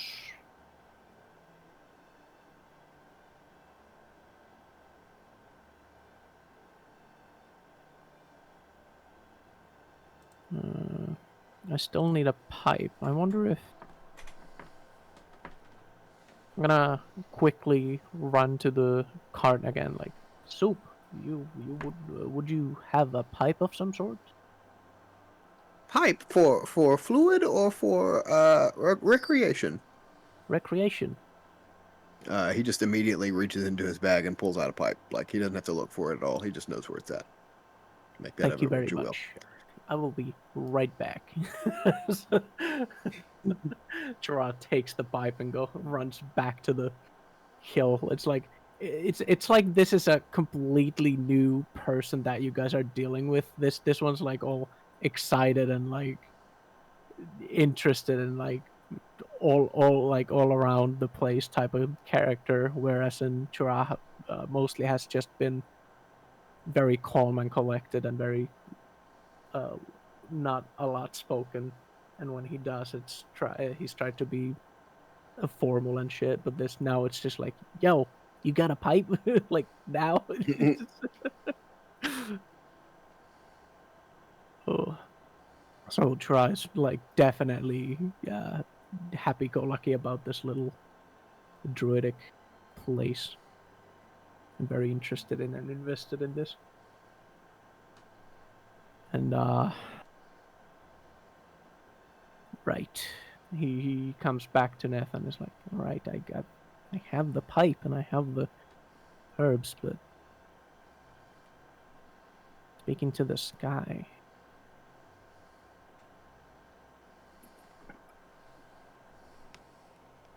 Is it like a religious thing? Probably a druidic thing. Which I guess technically is its own type of religion or some kind. But I mean, do you need me to watch or keep watch while you do this? sure. I guess it's might as well try. As a Chirag just kind of makes a teeny tiny little firebolt into the pit of the filled up pipe, and just with his weird mandible starts breathing it in.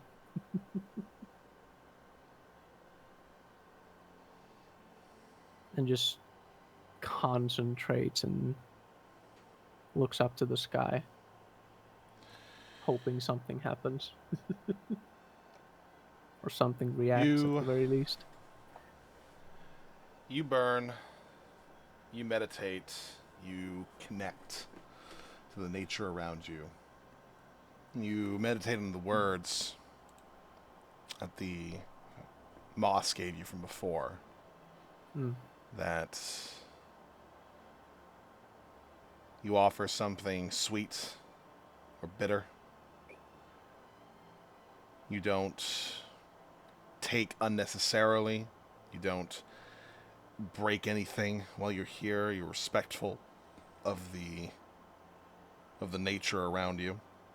You look to the sky, you breathe your ash, and you see and feel this druidic energy that's been humming from these monoliths begin to brighten as they all create a connection, an almost like cage of blue energy around you as you sit in the middle of them. And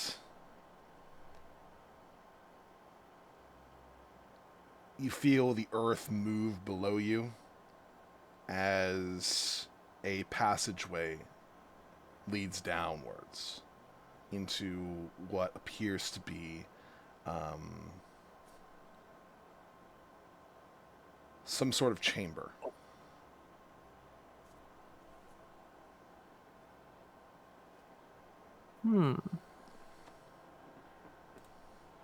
I think we did it. After you. As Chirag just starts calmly walking inside the little cavern that has appeared. Neth is not as calmly following. He's got his both of his swords drawn already.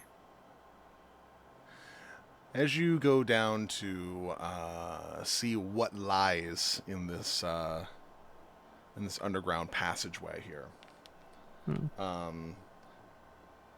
and I am assuming that the rest of the group will be following as well.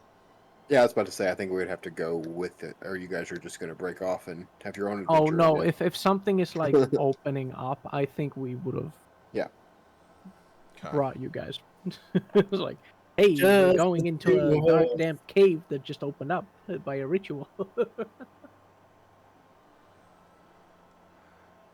You enter into one of a great many different types of chambers of this particular regard that exist all over Oregon and perhaps even further beyond around the world. Jra, the druidic traditions you understand would indicate this is a part of the Hollow. The Hollow is probably best described as a series of loosely connected supply caches for druids that exists in so many very places. They are all connected through various druidic energies. They can be summoned forth. They can be traversed between by particularly talented druids. And each one holds their own sort of potential dangers, guardians if necessary, but also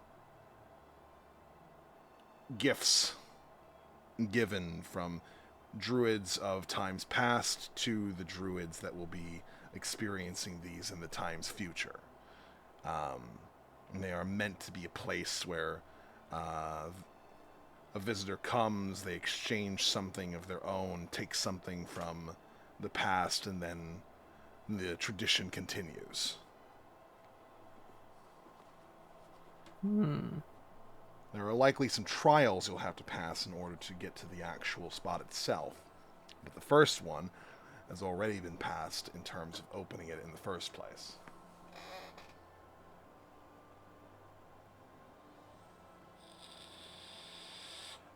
Okay.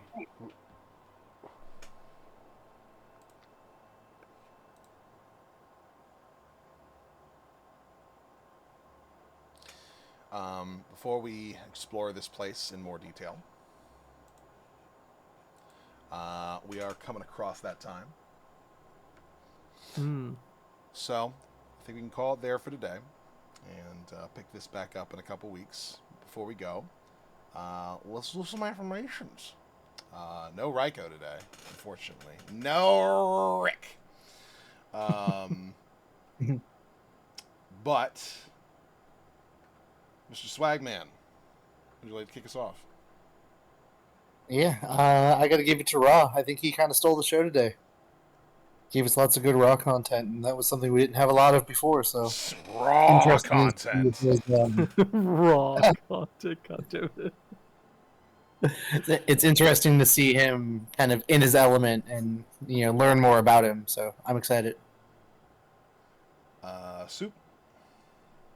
I'm also going to give it to Raw. I think it was nice to see him kind of come into his own a little bit and see what kind of caster he is, and see all the elements that a druid can add to the party. Because I think that there's a lot of stuff that with roleplay and with combat both, and being able to commune with nature, and there's just a whole lot that I think Ra will bring, and I'm really glad that he got to do so much in one session. I think that was a lot of fun. I'm glad I got to know him better.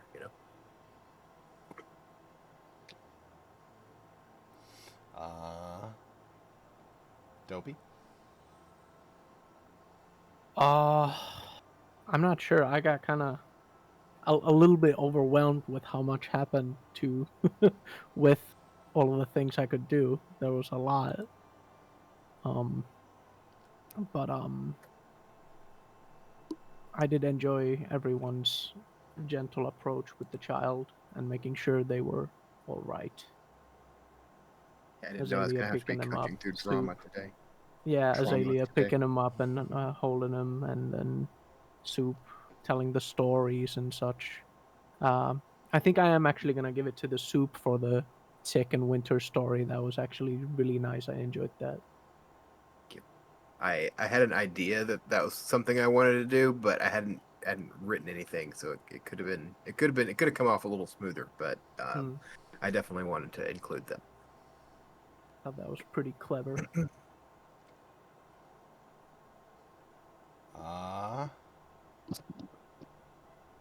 Haven. I also wanted to give it to Soup for the story of Tick, the rat, finding Winter, and then Ra for doing a shit ton of fucking damage and shit. Yeah, that crit really came in clutch, didn't it? Oh, yeah. Sure that shit was fucking crazy. I'd also like to give it to Raiko, because I didn't feel like he did anything out of character whatsoever. In fact, he played into the personality just the same. So much so that it made me question whether or not I know Rick or I know Raiko. I was like, wait, that's just this person. He's just playing Rick. That's interesting. They're the same person. Raiko and Rick are the same person. I'm sure he'll disagree. I've been playing with him long enough to understand how to do his affectations. Yeah, I'll give it to Raiko for being a lot more quiet this session. Ah, it's so refreshing. Ah, it's so good. Jesus Christ. Well, if we're giving it to Raiko, I got to give it to Raiko because he didn't stop as soon as we hit town for another shopping episode. Yeah. He didn't cause unnecessary battles. That was Neth this time. Rip him to pieces. Look, somebody had to, Jesus okay? Christ, guys. Somebody had to. No choice. These are demons. You must fight them. This doesn't make any sense otherwise. Anyways. Neth is still mad at demons because of the succubus. Fair. Yeah, no, I'm really happy. I got to speak to animals and plants in the same fucking session. That was awesome.